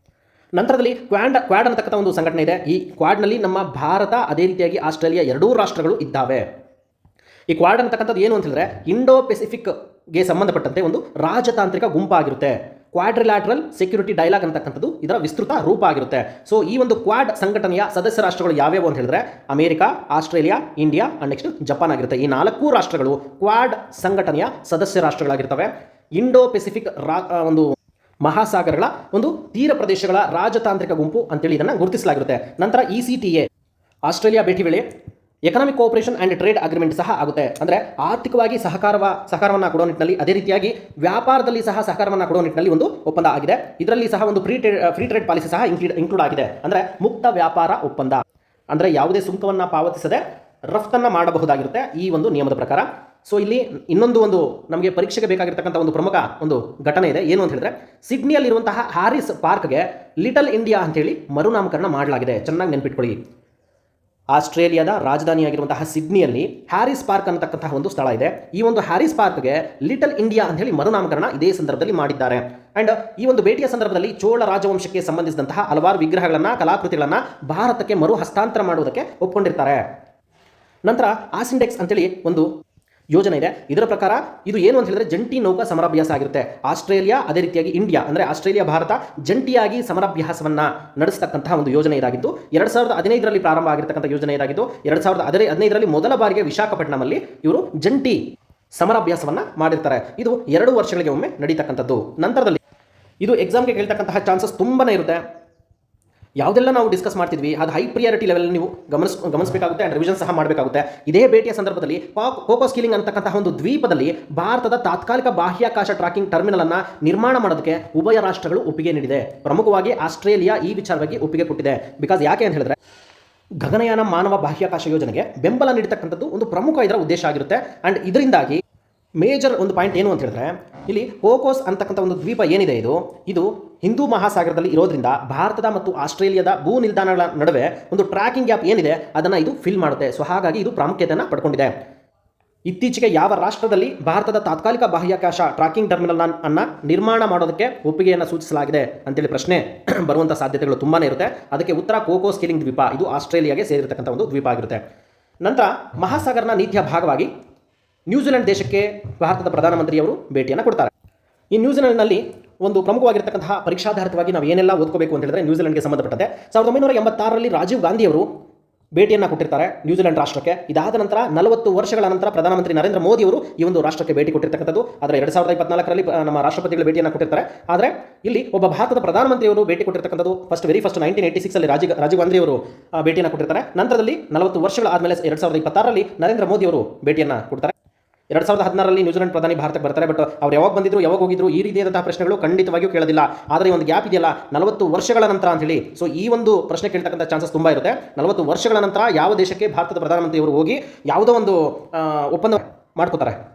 ಈಗ ಉದಾಹರಣೆಗೆ ಪರೀಕ್ಷೆ ಪ್ರಶ್ನೆ ಏನು ಕೇಳ್ಬೋದು ಅಂತ ಹೇಳಿದ್ರೆ ಇತ್ತೀಚೆಗೆ ಭಾರತದ ಪ್ರಧಾನಮಂತ್ರಿಯವರಾದ ನರೇಂದ್ರ ಮೋದಿ ಅವರು ಯಾವ ದೇಶಕ್ಕೆ 40 ವರ್ಷಗಳ ನಂತರ ಭೇಟಿಯನ್ನು ನೀಡಿದ್ದರು ಹಾಗೂ ಆ ಒಂದು ದೇಶದಲ್ಲಿ 100 ವರ್ಷಗಳ ಕ್ರೀಡಾ ಸಂಪರ್ಕದ ಶತಮಾನೋತ್ಸವವನ್ನು ಒಂದು ಆಚರಣೆ ಮಾಡಿದ್ರು ಅಂತ ಹೇಳಿ ಕೇಳ್ತಕ್ಕಂಥ ಚಾನ್ಸಸ್ ಇರುತ್ತೆ. ಇದಕ್ಕೆ ಉತ್ತರವಾಗಿ ನಾವು ನ್ಯೂಜಿಲೆಂಡ್ ದೇಶವನ್ನು ನೆನಪಲ್ಲಿ ಇಟ್ಕೋಬೇಕು. ನೋಡಿ ಇಲ್ಲಿ ನ್ಯೂಜಿಲೆಂಡ್ನ ಭೇಟಿಯ ಸಂದರ್ಭದಲ್ಲಿ 100 ವರ್ಷಗಳ ಹಿನ್ನೆಲೆಯನ್ನು ಇಲ್ಲಿ ನೆನೆಸ್ಕೋಬೇಕಾಗುತ್ತೆ. ಅಂದರೆ 2026ರಲ್ಲಿ ಕ್ರೀಡಾ ಸಂಪರ್ಕದ ಒಂದು ಶತಮಾನೋತ್ಸವವನ್ನು ಆಚರಣೆ ಮಾಡಲಾಗಿದೆ.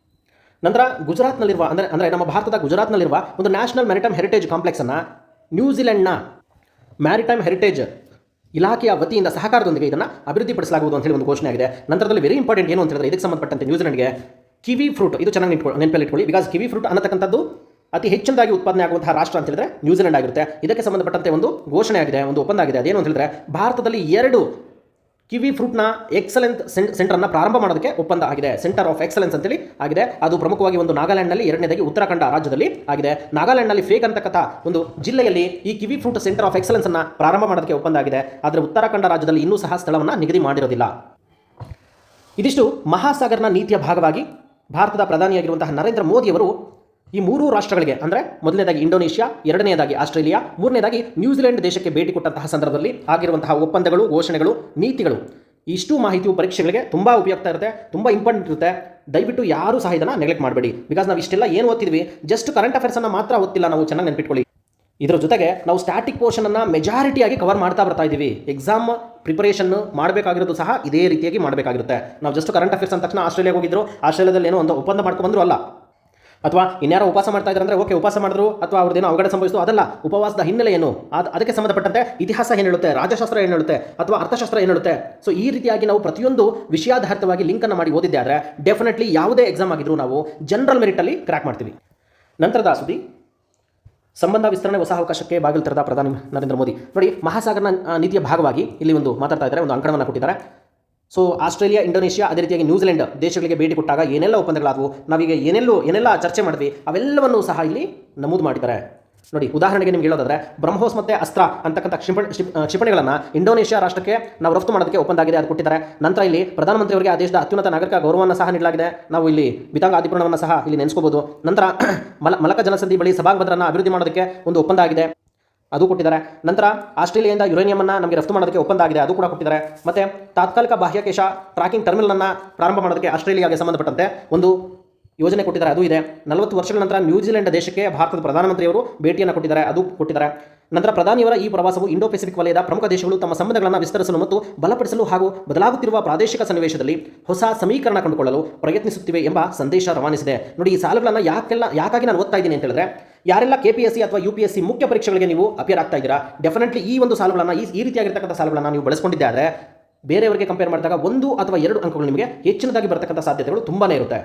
ಒಟ್ಟಾರೆಯಾಗಿ ಹೇಳಬೇಕು ಅಂತ ಹೇಳಿದ್ರೆ, ನಮ್ಮ ಭಾರತದ ನರೇಂದ್ರ ಮೋದಿ ಅವರು ಈ ಒಂದು 3 ದೇಶಗಳಿಗೆ ಏನು ಭೇಟಿ ಕೊಡ್ತಾರೆ, ಈ ಭೇಟಿಗಳು ಮುಖ್ಯವಾಗಿ ಚೀನಾ +1 ಅಂತಕ್ಕಂಥ ಒಂದು ತಂತ್ರದ ಭಾಗವಾಗಿ ಪೂರೈಕೆ ಸರಪಳಿಯನ್ನು ಬಲಪಡಿಸೋದಕ್ಕೆ ಮತ್ತು ದಕ್ಷಿಣ ಪೆಸಿಫಿಕ್ ವಲಯದಲ್ಲಿ ಭಾರತದ ಒಂದು ಪ್ರಭಾವವನ್ನು ಹೆಚ್ಚಿನ ರೀತಿಯಾಗಿ ವಿಸ್ತರಣೆ ಮಾಡೋದಕ್ಕೆ ಇದು ಅನುಕೂಲ ಮಾಡುತ್ತೆ.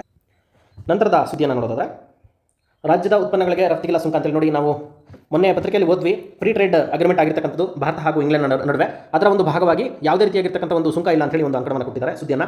ನಂತರ ಗ್ರೇಟರ್ ಟುಂಬ್ ದ್ವೀಪ ಅಂತೇಳಿ ಒಂದು ಸುದ್ದಿ ಕೊಟ್ಟಿದ್ದಾರೆ. ಇದು ಯಾಕೆ ಇಂಪಾರ್ಟೆಂಟ್ ಅನ್ನೋದಾದರೆ, ನೋಡಿ, ಈಗಾಗಲೇ ಅಮೆರಿಕ ಹಾಗೂ ಇರಾನ್ ನಡುವೆ ಒಂದು ಸಂಘರ್ಷ ನಡೀತಾ ಇದೆ, ಇದು ಎಲ್ರಿಗೂ ಗೊತ್ತಿರ್ತಕ್ಕಂಥ ಒಂದು ಸುದ್ದಿ. ಆದರೆ ಗ್ರೇಟ್ ಟುಂಬ್ ದ್ವೀಪ ಏನಿದೆ, ಈ ದ್ವೀಪದ ಮೇಲೆ ದಾಳಿ ಮಾಡಲಾಗಿದೆ ಅಂತ ಹೇಳಿದ್ದಾರೆ. ಇದನ್ನು ಎಲ್ಲಿ ನಾವು ಒಂದು ಭೂಪಟದಲ್ಲಿ ಗುರುತಿಸೋದು ಅಂತ ಹೇಳಿದ್ರೆ, ಹೋರ್ಮುಜ್ ಜಲಸಂಧಿಯ ಪಕ್ಕದಲ್ಲೇ ಈ ಒಂದು ದ್ವೀಪ ಬರುತ್ತೆ. ಇದನ್ನು ಚೆನ್ನಾಗಿ ನೆನಪಲ್ಲಿ ಇಟ್ಕೊಳ್ಳಿ. ಪರೀಕ್ಷೆಗಳಲ್ಲಿ ಕೇಳ್ತಕ್ಕಂತಹ ತುಂಬ ಸಾಧ್ಯತೆಗಳಿರುತ್ತೆ. ಹೋರ್ಮುಜ್ ಜಲಸಂಧಿಗಳ ಬಗ್ಗೆ ಕೇಳ್ಬೋದು, ಅಥವಾ ಗ್ರೇಟ್ ಟುಂಬ್ ದ್ವೀಪಗಳ ಬಗ್ಗೆ ಕೇಳ್ಬೋದು. ಬಿಕಾಸ್ ಯಾಕೆ ಅಂತ ಹೇಳಿದ್ರೆ, ಇದು ಸುದ್ದಿಯಲ್ಲಿದೆ. ನಾವು ಸುದ್ದಿಯಲ್ಲಿ ಬಂದ ತಕ್ಷಣ ಜಸ್ಟ್ ಅಲ್ಲಿ ಓದ್ಕೊಂಡು ಹೋಗುವಂಥದ್ದಲ್ಲ, ಅದು ನಾವು ಮ್ಯಾಪ್ ಓಪನ್ ಮಾಡಿ ಜಸ್ಟ್ ಆ ಪ್ಲೇಸ್ ಎಲ್ಲಿ ಲೊಕೇಟ್ ಆಗ್ತಾ ಇದೆ ನಾವು ಮಾರ್ಕ್ ಮಾಡಬೇಕಾಗುತ್ತೆ.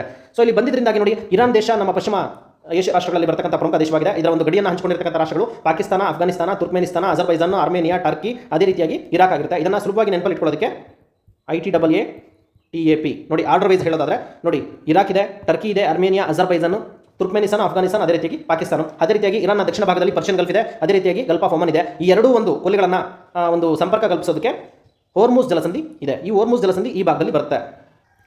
ನಂತರದಲ್ಲಿ ಈ ಒಂದು ಕೆಂಪು ಸಮುದ್ರ, ಅದೇ ರೀತಿಯಾಗಿ ಏಡನ್ ಕೊಲ್ಲಿಯನ್ನು ಸಂಪರ್ಕ ಮಾಡೋದಕ್ಕೆ ಬಾಬೆಲ್ ಮಂಡಬ್ ಅಂತಕ್ಕಂಥ ಒಂದು ಸ್ಟ್ರೇಟ್ ಇದೆ, ಜಲಸಂಧಿ. ಈ ಒಂದು ಜಲಸಂಧಿಯು ಗಲ್ಫ್ ಆಫ್ ಏಡನ್, ಅದೇ ರೀತಿಯಾಗಿ ರೆಡ್ ಸಿಯನ್ನು ಸಂಪರ್ಕ ಮಾಡುತ್ತೆ. ಹಿಂದೂ ಮಹಾಸಾಗರದಿಂದ ನಾವು ಕೆಂಪು ಸಮುದ್ರಕ್ಕೆ ಹೋಗಬೇಕು ಅಂತ ಹೇಳಿದ್ರೆ ಈ ಒಂದು ಬಾಬೆ ಮಂಡಲ್ ಮೂಲಕ ಮಾತ್ರವೇ ನಾವು ತೆರಳೋದಕ್ಕೆ ಅವಕಾಶ ಇರುತ್ತೆ. ನಂತರದ ಸುದ್ದಿಯನ್ನು ನೋಡೋದಾದ್ರೆ, ಗ್ರೇಟರ್ ಟುಂಬ್ ದ್ವೀಪವನ್ನು ನೋಡಿದ್ವಿ. ಹವಾಮಾನ ಸಂಬಂಧ ನಿದ್ರಾಹೀನತೆ ಅಗ್ರದೇಶಗಳ ಪೈಕಿ ಭಾರತ, ಈ ರೀತಿಯಾಗಿರ್ತಕ್ಕಂಥ ಪ್ರಶ್ನೆಗಳು ಬರ್ತಕ್ಕಂಥ ಸಾಧ್ಯತೆಗಳು ತುಂಬ ಕಡಿಮೆ ಇರುತ್ತೆ. ನಂತರ ಕ್ರೀಡೆಗೆ ಸಂಬಂಧಪಟ್ಟಂತೆ ಸ್ಪರ್ಧಾತ್ಮಕ ಪರೀಕ್ಷೆಗಳಲ್ಲಿ ಇದರ ಒಂದು ಸಂಬಂಧಿತ ಪ್ರಶ್ನೆಗಳು ತುಂಬ ಕಡಿಮೆ ಇರುತ್ತೆ. ಅದರಲ್ಲೂ ಸಹ ಕ್ವಾರ್ಟರ್ ಫೈನಲ್, ಸೆಮಿಫೈನಲ್ ಈ ಒಂದು ವಿಚಾರಗಳು ಕೇಳೋದಿಲ್ಲ. ಫೈನಲ್ಗೆ ಹೋದಂತಹ ಸಂದರ್ಭದಲ್ಲಿ ಯಾರೆಲ್ಲ ಫೈನಲ್ನಲ್ಲಿ ಸೆಣಸಾಡಿದ್ರು, ಅದೇ ರೀತಿಯಾಗಿ ಯಾರು ವಿನ್ ಆದರು, ಯಾರು 2ನೇ ಸ್ಥಾನಕ್ಕೆ ಏರಿದ್ರು, ಹಾಗೂ ಇದಕ್ಕೆ ಸಂಬಂಧಪಟ್ಟಂತಹ ಪ್ರಮುಖ ಘಟನೆಗಳನ್ನು ಮಾತ್ರ ಕೇಳ್ತಕ್ಕಂಥ ಸಾಧ್ಯತೆಗಳು ತುಂಬ ಇರುತ್ತೆ. ಇದಿಷ್ಟು ದಿನಾಂಕ 16/7/2026 ಪತ್ರಿಕೆಯ ಒಂದು ಪ್ರಮುಖ ಪರೀಕ್ಷಾಧಾರಿತ ಸುದ್ದಿಗಳಾಗಿದ್ದು, ದಿನಾಂಕ 17/7/2026 ಪ್ರಜಾವಾಣಿ ಪತ್ರಿಕೆಯ ಒಂದು ಚರ್ಚೆಯನ್ನು ನಾವು ಮುಂದುವರಿಸೋಣ. ನೋಡಿ, ದಿನಾಂಕ 17/7/2026 ಈ ಒಂದು ದಿನಾಂಕ 17/7/2026 ಪತ್ರಿಕೆಯಲ್ಲಿ ಪರೀಕ್ಷಾಧಾರಿತವಾಗಿ ಎಲ್ಲ ಸುದ್ದಿಗಳು ನಮಗೆ ಪ್ರಾಮುಖ್ಯತೆಯನ್ನು ಪಡ್ಕೋತವೆ ಅಂತ ಹೇಳಿದ್ರೆ, ಮೊದಲನೇದಾಗಿ ಎಲ್ನಿನೋ ಬಗ್ಗೆ ಒಂದು ಪ್ರಾಮುಖ್ಯತೆಯನ್ನು ಪಡ್ಕೊಂಡಿರ್ತಕ್ಕಂಥ ಸುದ್ದಿ ಇದೆ. ನಂತರ ಎರಡನೇದಾಗಿ ಗ್ರೇಟರ್ ಟುಂಬ್ ದ್ವೀಪವನ್ನು ಈಗಾಗಲೇ ನಾವು ಅಧ್ಯಯನ ಮಾಡಿದ್ದೀವಿ, ಆದರೂ ಸಹ ಈ ದಿನ ಸಹ ನಮಗೆ ಸುದ್ದಿಯಲ್ಲಿದೆ ಇದು. ನಂತರ ಬ್ರಿಕ್ಸ್ ಈ ಸುದ್ದಿಗಳು ದಿನಾಂಕ 17/7/2026 ಪ್ರಜಾವಾಣಿ ಪತ್ರಿಕೆಯಲ್ಲಿ ಪ್ರಾಮುಖ್ಯತೆಯನ್ನು ಪಡ್ಕೊಂಡಿದ್ದಾವೆ. ಬನ್ನಿ ಹಾಗಾದರೆ ಸುದ್ದಿಯನ್ನು ಒಂದೊಂದೇ ನೋಡ್ತಾ ಹೋಗೋಣ. ನೋಡಿ, ವಿಕಸಿತ ಭಾರತಕ್ಕಾಗಿ ಆಧುನಿಕ ರೈಲ್ವೆ ಮತ್ತು ಉತ್ತಮ ಮೂಲಸೌಕರ್ಯ ಅಂತೇಳಿ ಏನೋ ಉದ್ಘಾಟನೆ ಅಂತ ಹೇಳ್ತಿದ್ದಾರೆ. 4 ಪುನರ್ ಅಭಿವೃದ್ಧಿಗೊಂಡಂತಹ ಅಮೃತ್ ನಿಲ್ದಾಣಗಳು ಅಂತ ಹೇಳ್ತಾರೆ. ಪರೀಕ್ಷಾ ದೃಷ್ಟಿಯಿಂದ ಯಾವುದಾದ್ರೂ ರಾಜ್ಯ ಸರ್ಕಾರ ಅಥವಾ ಕೇಂದ್ರ ಸರ್ಕಾರಗಳು ಘೋಷಣೆ ಮಾಡುವಂತಹ ನೀತಿಗಳು ಅಥವಾ ಅವುಗಳ ಯೋಜನೆಗಳು ತುಂಬ ಪ್ರಾಮುಖ್ಯತೆಯನ್ನು ಪಡ್ಕೊತವೆ. ನೀಟ್ 11.21 ಲಕ್ಷ ವಿದ್ಯಾರ್ಥಿಗಳು ಅರ್ಹ ಇಲ್ಲ. ಹುಂಡಿ ಕಾವಲಿಗೆ ಕಮಾಂಡ್ ಸೆಂಟರ್ ಅಂತ ನೋಡಿ, ಇತ್ತೀಚೆಗೆ ಇಡೀ ಭಾರತ ದೇಶದಂತ ಅದರಲ್ಲೂ ಕೂಡ ಕರ್ನಾಟಕದಲ್ಲಿ ಹುಂಡಿ ಕಳುವಂತಕ್ಕಂಥ ಒಂದು ಸುದ್ದಿ ತುಂಬ ಪ್ರಾಮುಖ್ಯತೆಯನ್ನು ಪಡ್ಕೊಂಡಿದೆ. ಸೊ ಈ ವಿಚಾರವಾಗಿ ಒಂದು ಕಮಾಂಡ್ ಸೆಂಟರ್ನ ಪ್ರಾರಂಭ ಮಾಡಲಾಗುವುದು ಅಂತ ಹೇಳಿ ಹೇಳ್ತಾ ಇದ್ದಾರೆ. ಅದೇ ರೀತಿಯಾಗಿ ಈಗಾಗಲೇ ಜೈಲುಗಳಲ್ಲಿ ಸೆಂಟ್ರಲ್ ಕಮಾಂಡ್ ಸೆಂಟರ್ನ ಪ್ರಾರಂಭ ಮಾಡಿದ್ದೀವಿ. ಇದರ ಜೊತೆಗೆ ದೇವಸ್ಥಾನದ ಕ್ಯಾಮರಾಗಳನ್ನು ಕಮಾಂಡ್ ಸೆಂಟರ್ಗೆ ಸಂಪರ್ಕ ಕಲ್ಪಿಸಲಾಗುವುದು ಅಂತ ಹೇಳಿ ಹೇಳ್ತಾ ಇದ್ದಾರೆ. ಇದು ಮುಖ್ಯ ಪರೀಕ್ಷೆಯಲ್ಲಿ ನೀವು ಯಾವುದಾದ್ರೂ ಸುಧಾರಣೆಗಳ ಬಗ್ಗೆ ಮಾತನಾಡಿದ್ರೆ ದೇವಸ್ಥಾನಗಳ ಹುಂಡಿ ಕಳುವಿನ ಸುಧಾರಣೆ ಅಥವಾ ಜೈಲುಗಳಲ್ಲಿನ ಅಕ್ರಮಗಳು ಅಥವಾ ಲೋಪಗಳ ಒಂದು ಸುಧಾರಣೆಯ ವಿಚಾರವಾಗಿ ಬರಬೇಕಾದ್ರೆ ನೀವು ಒಂದು ಉಲ್ಲೇಖಗಳನ್ನು ಮಾಡಬಹುದಾಗಿರುತ್ತೆ. ನಂತರ 157 ತಾಲೂಕುಗಳಲ್ಲಿ ಬರದ ಛಾಯೆ ಅಂತ ಹೇಳಿ ಕೊಟ್ಟಿದ್ದಾರೆ. ನೋಡಿ, ನಾವೀಗಾಗಲೇ ಹೇಳಿದ್ವಿ, ಈ ಒಂದು ಬರ ಅನ್ನತಕ್ಕಂಥದ್ದು ಅಂದರೆ ನಮಗೆ ಅನಾವೃಷ್ಟಿ ಸಂಭವಿಸಿರ್ತಕ್ಕಂಥದ್ದು ಯಾಕೆ ಅಂತ ಹೇಳಿದ್ರೆ ಎಲ್ ನಿನೋ ಪ್ರಭಾವದಿಂದ ಪೆಸಿಫಿಕ್ ಸಾಗರದಲ್ಲಿ ಉಂಟಾಗುವಂತಹ ಒಂದು ಭೌಗೋಳಿಕ ವಿದ್ಯಮಾನವಾಗಿರ್ತಕ್ಕಂಥ ಎಲ್ ನಿನೋ ಏನಿದೆ, ಇದರ ಪ್ರಭಾವದಿಂದಾಗಿ ಭಾರತದಲ್ಲಿ ಅತ್ಯಂತ ಕಡಿಮೆ ಮಳೆ ದಾಖಲಾಗಿದೆ. ಬರದ ಪರಿಸ್ಥಿತಿ ಕೂಡ ಇಲ್ಲಿ ಬಂದಿದೆ. ಇದಕ್ಕೆ ಸಂಬಂಧಪಟ್ಟಂತೆ ಇಡೀ ನಮ್ಮ ಕರ್ನಾಟಕ ರಾಜ್ಯದಲ್ಲಿ ಒಂದು ಬೇಸಿಕ್ ಇನ್ಫಾರ್ಮೇಷನ್ ನಾವು ತಿಳ್ಕೊಳ್ಳೋದಾದ್ರೆ, ಒಟ್ಟು ಕರ್ನಾಟಕ ರಾಜ್ಯದಲ್ಲಿ 4 ಕಂದಾಯ ವಿಭಾಗಗಳಿದ್ದಾವೆ. ಅದರಲ್ಲಿ ಒಂದು ಬೆಂಗಳೂರು, 2ನೇದಾಗಿ ಮೈಸೂರು, 3ನೇದಾಗಿ ಬೆಳಗಾವಿ, 4ನೇದು ಕಲಬುರಗಿ ಆಗಿರುತ್ತೆ. ಅದೇ ರೀತಿಯಾಗಿ ಒಟ್ಟು ಜಿಲ್ಲೆಗಳ ಸಂಖ್ಯೆ 31 ಇರುತ್ತೆ ನಮ್ಮ ಕರ್ನಾಟಕದಲ್ಲಿ. ಒಟ್ಟು ತಾಲೂಕುಗಳ ಅಂದರೆ ಕಂದಾಯ ತಾಲೂಕುಗಳನ್ನು ಮಾತ್ರ ನಾವಿಲ್ಲಿ ಪರಿಗಣನೆ ಮಾಡಬೇಕಾಗುತ್ತೆ. ಒಟ್ಟು ಕಂದಾಯ ತಾಲೂಕುಗಳು ಒಟ್ಟು 241 ಆಗಿರುತ್ತೆ. ಇಷ್ಟು ತಾಲೂಕುಗಳಲ್ಲಿ 157 ತಾಲೂಕುಗಳನ್ನು ಬರ ಆವರಿಸಿದೆ ಅಂತ ಹೇಳಿ ಹೇಳ್ತಾ ಇದ್ದಾರೆ. ಹಾಗಾದ್ರೆ ಈ ಒಂದು ಬರವನ್ನು ಯಾರು ಘೋಷಣೆ ಮಾಡ್ತಾರೆ ಅಂತ ಹೇಳಿ ನಾವು ನೋಡೋದಾದ್ರೆ ಕರ್ನಾಟಕ ರಾಜ್ಯ ಸರ್ಕಾರಗಳೇ ಮೀನ್ಸ್ ಸಂಬಂಧಪಟ್ಟಂತಹ ರಾಜ್ಯ ಸರ್ಕಾರಗಳು ಘೋಷಣೆ ಮಾಡುತ್ತೆ. ಆದರೆ ಇದಕ್ಕೆ ಸಂಬಂಧಪಟ್ಟಂತಹ ಅನುದಾನ ಕೇಂದ್ರ ಸರ್ಕಾರದಿಂದ ಬರುತ್ತೆ. ಚೆನ್ನಾಗಿ ನೆನಪಲ್ಲಿಟ್ಕೊಳ್ಳಿ. ನಂತರದ ಸುದ್ದಿ,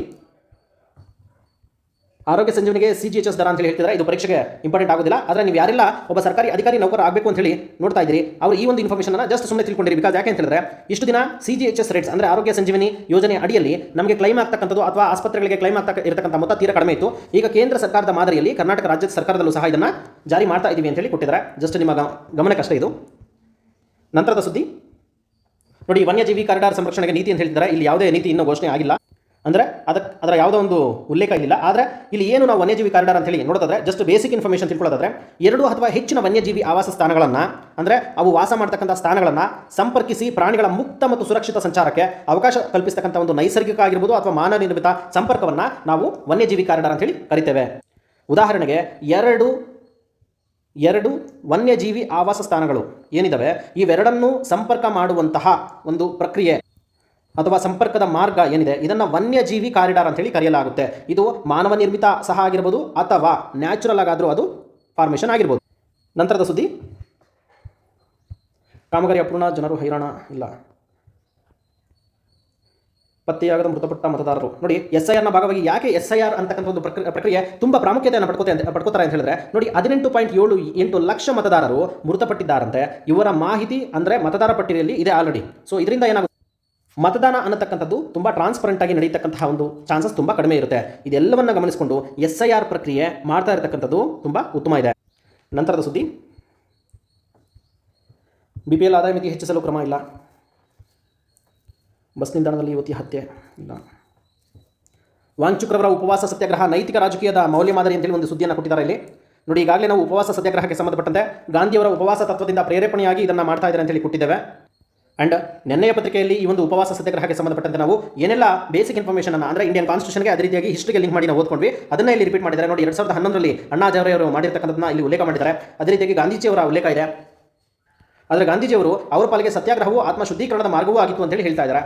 ಇದು ನಮಗೆ ಹಿಸ್ಟ್ರಿಯಲ್ಲಿ ಮೇನ್ಸಲ್ಲಿ ಬರೀಬೇಕಾದ್ರೆ ತುಂಬ ಈ ಪಾಯಿಂಟ್ಸ್ ಯೂಸ್ ಆಗುತ್ತೆ. ನಂತರ ವಿಶ್ವಾಸಾರ್ಹತೆ ಪಾತಾಳಕ್ಕೆ KPSC ಸಂವಿಧಾನದ ವಿಧಿ 317ರಲ್ಲಿ ಏನಿದೆ ಅಂತ ಹೇಳಿ ಹೇಳ್ತಿದ್ದಾರೆ. ಈಗಾಗಲೇ ನಾವು ನೆನ್ನೆ ಪತ್ರಿಕೆಗಳಲ್ಲಿ ಸುದೀರ್ಘವಾಗಿರ್ತಕ್ಕಂಥ ಚರ್ಚೆಯನ್ನು ಮಾಡಿದ್ದೇವೆ. KPSCಗೆ ಸಂಬಂಧಪಟ್ಟಂತೆ ಯಾವೆಲ್ಲ ಸಂವಿಧಾನದ ಅನುಚ್ಛೇದಗಳು ಪ್ರಾಮುಖ್ಯತೆಯನ್ನು ಪಡ್ಕೋತಾರೆ. ಉದಾಹರಣೆಗೆ ಸಂವಿಧಾನದ 315ನೇ ವಿಧಿ ಆಗಿರ್ಬೋದು, 16ನೇ ವಿಧಿ, 315ನೇ ವಿಧಿ ಪ್ರಕಾರ KPSC ಹಾಗೂ UPSC ಸಂಸ್ಥೆಗಳು ಇಲ್ಲಿ ಜಾರಿಗೆ ಬರ್ತವೆ, ಅಂದರೆ ಎಸ್ಟಾಬ್ಲಿಷ್ ಆಗುತ್ತೆ. 316ನೇ ವಿಧಿ ಪ್ರಕಾರ ಅಲ್ಲಿರ್ತಕ್ಕಂಥ ಅಧ್ಯಕ್ಷರು ಹಾಗೂ ಸದಸ್ಯರ ನೇಮಕಾತಿ ಆಗುತ್ತೆ. ಅದೇ ರೀತಿ 317ರಲ್ಲಿ ಅವರ ಒಂದು ಸಸ್ಪೆನ್ಷನ್ ಅಂದರೆ ಅಮಾನತಿಗೆ ಹಾಗೂ ವಜಾಗೆ ಸಂಬಂಧಪಟ್ಟಂತಹ ಸ್ಪಷ್ಟ ಉಲ್ಲೇಖಗಳು ಇದೆ. ಇದನ್ನು ನಾವು ನೆನ್ನೆ ಪತ್ರಿಕೆಗಳಲ್ಲಿ ವಿಶ್ಲೇಷಣೆ ಮಾಡಬೇಕಾದ್ರೆ ಸುದೀರ್ಘವಾಗಿ ವಿಶ್ಲೇಷಣೆಯನ್ನು ಮಾಡಿದ್ದೇವೆ. ಅಷ್ಟು ಚರ್ಚೆ ಏನಿದೆ ಅಷ್ಟನ್ನು ನಾವು ಫುಲ್ಲು ತರ ಆಗಿದ್ದೆ ಆದರೆ ಡೆಫಿನೆಟ್ಲಿ ಯಾವುದೇ ಕ್ವಶನ್ಸ್ ಕೇಳಿದ್ರೂ ಸಹ ನಾವು ಅಟೆಂಡ್ ಮಾಡ್ಬೋದಾಗಿರುತ್ತೆ. ನಂತರ ಅಮೆರಿಕ ಸೇನಾ ನೆಲೆ ಮೇಲೆ ದಾಳಿ, ಇದು ಅಮೆರಿಕ ಹಾಗೂ ಇರಾನ್ನ ಒಂದು ಸಂಘರ್ಷದ ಭಾಗವಾಗಿ ಸುದ್ದಿ ಇದೆ. ಗ್ರೇಟರ್ ತುಂಬ ಅನ್ನತಕ್ಕಂಥ ದ್ವೀಪದ ಸುದ್ದಿ ಇವತ್ತು ಸಹ ಇದೆ. ಈಗಾಗಲೇ ನಾವು ಮ್ಯಾಪನ್ನು ಓಪನ್ ಮಾಡಿ ಈ ವಿಚಾರವಾಗಿ ಆ ಪ್ಲೇಸ್ ಎಲ್ಲಿ ಬರುತ್ತೆ, ಯಾಕಿದೆ, ಏನು ಇದರ ಒಂದು ಪ್ರಾಮುಖ್ಯತೆ ಏನು ಅಂತೇಳಿ ಚರ್ಚೆ ಮಾಡಿದ್ದೇವೆ. ನಂತರ ಬ್ರಿಕ್ಸ್ ಆರ್ಥಿಕತೆಗೆ ಸೀಮಿತವಲ್ಲ ಅನ್ನತಕ್ಕಂಥ ಒಂದು ಸುದ್ದಿ ಇದೆ. ಸೊ ಇದನ್ನು ನೋಡೋದಾದ್ರೆ ವಿಶ್ವದ ಜನಸಂಖ್ಯೆಯ ಶೇಕಡ 49.5% ಜಾಗತಿಕ ಜಿಡಿಪಿಯ ಶೇಕಡ 40 ಮತ್ತು ಜಾಗತಿಕ ವ್ಯಾಪಾರದ ಸರಿಸುಮಾರು ಶೇಕಡ 26% ಪಾಲನ್ನು ಬ್ರಿಕ್ಸ್ ಪ್ರತಿನಿಧಿಸುತ್ತಿದ್ದು ಅಂತ ಹೇಳಿ ಹೇಳ್ತಿದ್ದಾರೆ. ಇದು ಮೇನ್ಸ್ ದೃಷ್ಟಿಯಲ್ಲಿ ತುಂಬಾ ಮ್ಯಾಟರ್ ಆಗುತ್ತೆ, ತುಂಬಾ ಇಂಪಾರ್ಟೆಂಟ್ ಇದೆ. ಇಲ್ಲಿ ಬೆಂಗಳೂರಲ್ಲಿ ಯಾಕೆ ಇದು ಸುದ್ದಿ ಬಂದಿದೆ, ಯಾಕೆ ಈ ಸುದ್ದಿ ಮುನ್ನೆಲೆಗೆ ಬಂದಿದೆ ಅಂತ ಹೇಳಿ ನಾವು ನೋಡೋದಾದ್ರೆ ಬೆಂಗಳೂರಿನಲ್ಲಿ ನಡೆದ ಬ್ರಿಕ್ಸ್ನ 11 ಸದಸ್ಯ ದೇಶಗಳ ರಾಷ್ಟ್ರೀಯ ಪ್ರಮಾಣೀಕರಣ ಸಂಸ್ಥೆಗಳ ಮುಖ್ಯಸ್ಥರ 5ನೇ ಶೃಂಗಸಭೆಗೆ ಪ್ರಹ್ಲಾದ್ ಜೋಶಿ ಅವರು ಚಾಲನೆ ನೀಡಿದಂತೆ. ಇದು ಯಾವ ಒಂದು ಸಂಸ್ಥೆಗಳ ಶೃಂಗಸಭೆ ಅಂತ ಹೇಳಿದ್ರೆ ಬ್ರಿಕ್ಸ್ನ ಸದಸ್ಯ ದೇಶಗಳ ರಾಷ್ಟ್ರೀಯ ಪ್ರಮಾಣೀಕರಣ ಸಂಸ್ಥೆಗಳ ಒಂದು ಶೃಂಗಸಭೆ ಆಗಿರುತ್ತೆ. ಈಗ ಇದನ್ನು ನಾವು ಸ್ಟ್ಯಾಟಿಕ್ ಪೋರ್ಷನ್ಗೆ ಲಿಂಕ್ ಮಾಡೋದಾದ್ರೆ ಏನೆಲ್ಲ ಗಮನಿಸಲೇಬೇಕು ಅಂತ ಹೇಳಿ ನೋಡಿದಾಗ ನೋಡಿ, ಬ್ರಿಕ್ಸ್ಗೆ ಸಂಬಂಧಪಟ್ಟಂತೆ ಇದು ಬ್ರಿಕ್ಸ್ ಅನ್ನತಕ್ಕಂಥ ಒಂದು ಉದಯೋನ್ಮುಖ ಆರ್ಥಿಕ ರಾಷ್ಟ್ರಗಳ ಗುಂಪಾಗಿರುತ್ತೆ. ಜಸ್ಟ್ ಎಮರ್ಜಿಂಗ್ ಎಕಾನಮಿ ಕಂಟ್ರೀಸ್ ಆಗಿರುತ್ತೆ ಇದು.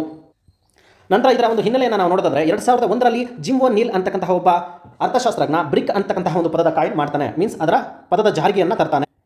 ಸೊ ಇವನ ಪ್ರಕಾರ ಈ 4 ರಾಷ್ಟ್ರಗಳು, ಬ್ರಿಕ್ ಅಂದರೆ ಬಿ ಅಂದರೆ ಬ್ರೆಜಿಲ್, ನಂತರ ರಷ್ಯಾ,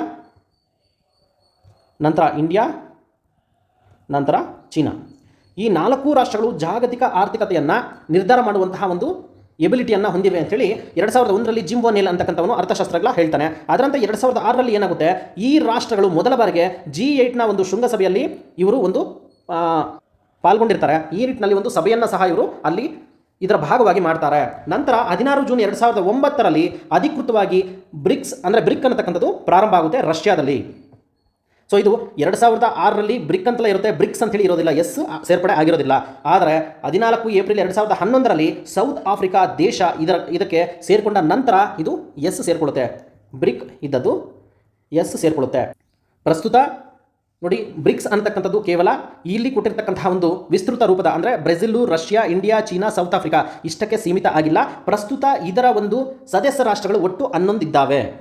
ನೋಡಿ, 11 ಸದಸ್ಯ ರಾಷ್ಟ್ರಗಳಿದ್ದಾವೆ ಪ್ರಸ್ತುತ ಇದರಲ್ಲಿ. ಬ್ರಿಕ್ಸ್ ಅಂದರೆ Brazil, Russia, India, China, South Africa. ಅದೇ ರೀತಿಯಾಗಿ ಇದರ ಜೊತೆಗೆ Egypt, Ethiopia, Iran, Saudi Arabia, UAE, Indonesia. ಇದನ್ನು ನಾವು ಸುಲಭವಾಗಿ ನೆನಪಿಟ್ಕೋಬೇಕು ಅಂತ ಹೇಳಿದ್ರೆ ಬ್ರಿಕ್ಸ್ ಪ್ಲಸ್ EEIUS ಈ ಮುಖಾಂತರ ನೆನಪಲ್ಲಿ ಇಟ್ಕೋಬೇಕಾಗುತ್ತೆ. ನೋಡಿ, ಉದಾಹರಣೆಗೆ Brazil, Russia, India, China, South Africa, ನಂತರ Ethiopia and next Egypt and next Indonesia, Iran and next ನೋಡಿ UAE, ಕೊನೆಯದಾಗಿ ಸೌದಿ ಅರೇಬಿಯಾ. ಈ ರೀತಿಯಾಗಿ ನಾವು ನೆನಪಲ್ಲಿ ಇಟ್ಕೋಬೋದಾಗಿರುತ್ತೆ. ಅಂಡ್ ಸದಸ್ಯ ರಾಷ್ಟ್ರಗಳು ಒಟ್ಟಾರೆಯಾಗಿ 11 ಇದಾವೆ, ಆದರೆ ಇದರ ಪಾಲುದಾರ ರಾಷ್ಟ್ರಗಳು ಒಟ್ಟಾರೆ 10 ಇದಾವೆ. ಸದಸ್ಯ ರಾಷ್ಟ್ರಗಳು 11, ಪಾಲುದಾರ ರಾಷ್ಟ್ರಗಳು 10. ಇಲ್ಲಿ ಪರೀಕ್ಷೆಯಲ್ಲಿ ನೀವು ಕನ್ಫ್ಯೂಸ್ ಆಗ್ಬಿಡಿ. ಎಕ್ಸಾಮಲ್ಲಿ ಕೇಳಿದಾಗ ಜಸ್ಟ್ ಇದರ ಮೆಂಬರ್ ಕಂಟ್ರೀಸ್ ಎಷ್ಟು ಅಂತ ಹೇಳಿದಾಗ 11, ಬಟ್ ಪಾರ್ಟ್ನರ್ಶಿಪ್ ಅನ್ನು ಹೊಂದಿರತಕ್ಕಂಥ ರಾಷ್ಟ್ರಗಳು ಎಷ್ಟು ಅಂತ ಹೇಳಿದಾಗ 10 ಆಗಿರುತ್ತೆ. ಒಟ್ಟಾರೆ ರಿವಿಷನ್ ಅನ್ನು ನಾವು ನೋಡೋದಾದ್ರೆ 2006ರಲ್ಲಿ ಕೇವಲ 4 ರಾಷ್ಟ್ರಗಳನ್ನು ಹೊಂದಿರ್ತವೆ ಸದಸ್ಯ ರಾಷ್ಟ್ರಗಳನ್ನಾಗಿ. 2011ರಲ್ಲಿ ಇದು 5ಕ್ಕೆ ಇರುತ್ತೆ. ನಂತರ 2024-25ರ ವೇಳೆಗೆ ಇದು 11 ರಾಷ್ಟ್ರಗಳನ್ನು ಇದರ ಸದಸ್ಯ ರಾಷ್ಟ್ರಗಳನ್ನಾಗಿ ಹೊಂದಿರುತ್ತೆ. ನಂತರ ಈ ಒಂದು ಬ್ರಿಕ್ಸ್ನ ಅಡಿಯಲ್ಲಿ ಬರತಕ್ಕಂತಹ NDB ಹಾಗೂ CRA ಬಗ್ಗೆ ಇಲ್ಲಿ ಚರ್ಚೆ ಮಾಡಲೇಬೇಕಾಗುತ್ತೆ. 2014ರಲ್ಲಿ ಈ ಒಂದು NDB ಅಂದರೆ ನ್ಯೂ ಡೆವಲಪ್ಮೆಂಟ್ ಬ್ಯಾಂಕನ್ನು ಸ್ಥಾಪನೆ ಮಾಡಲಾಗುತ್ತೆ. ಯಾಕೆ ಅಂತ ನೋಡಿದಾಗ ನಾವು ವರ್ಲ್ಡ್ ಬ್ಯಾಂಕ್ಗೆ ಪರ್ಯಾಯವಾಗಿ ಈ ಒಂದು ನ್ಯೂ ಡೆವಲಪ್ಮೆಂಟ್ ಬ್ಯಾಂಕನ್ನು ಸ್ಥಾಪನೆ ಮಾಡಲಾಗುತ್ತೆ. ಶಾಂಘೈಯಲ್ಲಿ ಇದರ ಒಂದು ಹೆಡ್ ಕ್ವಾರ್ಟರ್ಸ್ ಇರುತ್ತೆ, ಇದು ಚೀನಾದಲ್ಲಿದೆ. ಹಾಗೂ ಇದರ ಪ್ರಥಮ ಅಧ್ಯಕ್ಷರು ಯಾರಾಗಿರ್ತಾರೆ ಅಂತ ಹೇಳಿದ್ರೆ ನಮ್ಮ ಭಾರತದ KV ಕಾಮತ್ ಅವರು ಈ ಒಂದು ನ್ಯೂ ಡೆವಲಪ್ಮೆಂಟ್ ಬ್ಯಾಂಕ್ನ ಪ್ರಪ್ರಥಮ ಅಧ್ಯಕ್ಷರಾಗಿರ್ತಾರೆ. ಇದರ ಹೆಡ್ ಕ್ವಾರ್ಟರ್ ಬಂದ್ಬಿಟ್ಟು ಶಾಂಘೈನಲ್ಲಿ ಇದೆ. And next CRA contingent reserve arrangement ಅಂತ ಹೇಳಿ ಇದರ ಒಂದು ಉದ್ದೇಶ ಏನು ಅಂತ ಹೇಳಿದ್ರೆ ತುರ್ತು ವಿದೇಶಿ ವಿನಿಮಯದ ನೆರವನ್ನು ಒದಗಿಸೋದಕ್ಕೆ ಪ್ರಾರಂಭ ಮಾಡಿರ್ತಕ್ಕಂತಹ ಅಂತಾರಾಷ್ಟ್ರೀಯ ಒಂದು ಸಂಸ್ಥೆ ಈ ಒಂದು CRA ಆಗಿರುತ್ತೆ. ಇಲ್ಲಿ ಪ್ರಮುಖವಾಗಿ ಈ ಎರಡು ಅಂದರೆ NDB ನ್ಯೂ ಡೆವಲಪ್ಮೆಂಟ್ ಬ್ಯಾಂಕ್, ಅದೇ ರೀತಿಯಾಗಿ CRA ಕಾಂಟಿಜೆಂಟ್ ರಿಸರ್ವ್ ಅರೇಂಜ್ಮೆಂಟ್, ಈ ಎರಡೂ ಸಂಸ್ಥೆಗಳ ಪ್ರಮುಖ ಉದ್ದೇಶ ಏನು ಅಂತ ಹೇಳಿದ್ರೆ ಪ್ರಾಥಮಿಕ ಉದ್ದೇಶ ಅಭಿವೃದ್ಧಿ ಯೋಜನೆಗಳಿಗೆ ಒಂದು ನೆರವನ್ನು ಕೊಡ್ತಕ್ಕಂಥದ್ದು, ಅದೇ ರೀತಿಯಾಗಿ ತುರ್ತು ವಿದೇಶಿ ವಿನಿಮಯಕ್ಕೆ ನೆರವನ್ನು ಕೊಡ್ತಕ್ಕಂಥದ್ದು, IMF ಅವಲಂಬನೆಯನ್ನು ತಗ್ಗಿಸ್ತಕ್ಕಂಥದ್ದು ಇಲ್ಲಿ ಪ್ರಮುಖ ಉದ್ದೇಶಗಳಾಗಿರ್ತವೆ. ಒಟ್ಟಾರೆಯಾಗಿ ಈ ಒಂದು ಬ್ರಿಕ್ಸ್ ರಾಷ್ಟ್ರಗಳ ಅಂದರೆ ಈ ಸ್ಥಾಪನೆಯ ಒಂದು ಹಿಂದಿರ್ತಕ್ಕಂಥ ಒಂದು ಕಾರಣ ಏನು ಅಂತ ಹೇಳಿದ್ರೆ ಬೆಳೆಯುತ್ತಿರುವಂತಹ ಒಂದು ಆರ್ಥಿಕ ರಾಷ್ಟ್ರಗಳ ಧ್ವನಿಯನ್ನು ಬಲಪಡಿಸೋದು, ಅದೇ ರೀತಿಯಾಗಿ IMF ಮತ್ತು ವರ್ಲ್ಡ್ ಬ್ಯಾಂಕ್ನ ಮುಂತಾದ ಸಂಸ್ಥೆಗಳಲ್ಲಿ ಸುಧಾರಣೆ ತರ್ತಕ್ಕಂಥ ಅಭಿವೃದ್ಧಿಶೀಲ ರಾಷ್ಟ್ರಗಳಿಗೆ ಹೆಚ್ಚು ಪ್ರತಿನಿಧಿತ್ವವನ್ನು ಕಲ್ಪಿಸೋದು ಇದರ ಒಂದು ಸ್ಥಾಪನೆ ಹಿಂದಿರ್ತಕ್ಕಂಥ ಒಂದು ಪ್ರಮುಖ ಕಾರಣ ಆಗಿರುತ್ತೆ. ಇದಿಷ್ಟು ಬ್ರಿಕ್ಸ್ಗೆ ಸಂಬಂಧಪಟ್ಟಂಥ ಮಾಹಿತಿ ಆಗಿರುತ್ತೆ. ನಂತರ ಭಾರತೀಯ ನಾಯಕರ ಯೋಜನೆ ಬೇಡ ಇಲ್ಲ. ನೆಕ್ಸ್ಟ್ ಇಂಡಿಯಾ ಸದನ ನಾಯಕರ ಸಭೆ ವಾಂಗ್ಚುಕ್ ಕಾರ್ಯದ ಮೇಲೆ ನಿಗಾ ಇಡಿ, ಆಲ್ರೆಡಿ ಓದಿದ್ದೇವೆ. ನೋಡಿ, FIFA ವಿಶ್ವಕಪ್ಗೆ ಸಂಬಂಧಪಟ್ಟಂತೆ ಈಗ ಫೈನಲ್ ಅನ್ನು ಪ್ರವೇಶ ಮಾಡಿದೆ. ಯಾವೆಲ್ಲ ರಾಷ್ಟ್ರಗಳು ಫೈನಲ್ಗೆ ಪ್ರವೇಶ ಮಾಡಿದೆ ಅಂತ ಹೇಳಿದ್ರೆ ಫೈನಲ್ನಲ್ಲಿ ಹಾಲಿ ಚಾಂಪಿಯನ್ ಅರ್ಜೆಂಟೈನಾ ಮತ್ತು ಸ್ಪೇನ್ ದೇಶಗಳು ಸೆಣಸನ್ನು ಆಡಲಿದೆಯಂತೆ. ಅಂದರೆ ಎರಡೂ ದೇಶಗಳು ಫೈನಲ್ನಲ್ಲಿ ಭಾಗವಹಿಸ್ತಾ ಇದ್ದಾವೆ. ಯಾರು ಇಲ್ಲಿ ವಿಜೇತರಾಗ್ತಾರೆ ಹಾಗಾದರೆ ನಾಳೆ ಪತ್ರಿಕೆಯಲ್ಲಿ ನಾವು ನೋಡೋಣ. FIFA ವಿಶ್ವಕಪ್ಗೆ ಸಂಬಂಧಪಟ್ಟಂತೆ ಇದರ ಹಿನ್ನೆಲೆ ಹಾಗೂ ಪರೀಕ್ಷೆಯಲ್ಲಿ ಏನೆಲ್ಲ ಪ್ರಶ್ನೆಗಳನ್ನು ಕೇಳಬಹುದು, ಯಾರು ಇಲ್ಲಿ ಜಯಗಳಿಸಿದ್ದಾರೆ, ಇದರ ಪ್ರಾಮುಖ್ಯತೆ ಏನು ಅನ್ನೋದನ್ನು ನಾವು ಮುಂದಿನ ದಿನದ ಪ್ರಶ್ನೆ ಪತ್ರಿಕೆಯಲ್ಲಿ ನೋಡೋಣ. ಈ ಒಂದು ಎರಡೂ ದಿನದ ದಿನಾಂಕ 16/7/2026 ಅದೇ ರೀತಿಯಾಗಿ 17/7/2026 ಪ್ರಜಾವಾಣಿ ಪತ್ರಿಕೆಯಲ್ಲಿ ಏನಾದರೂ ಡೌಟ್ಸ್ ಇದ್ದರೆ ನೀವು ಕಮೆಂಟ್ಸ್ ಮೂಲಕ ತಿಳಿಸಬಹುದು ಅಂತ ಹೇಳ್ತಾ ಧನ್ಯವಾದ ಹೇಳ್ತಾ ಇದ್ದೀನಿ. Thank you.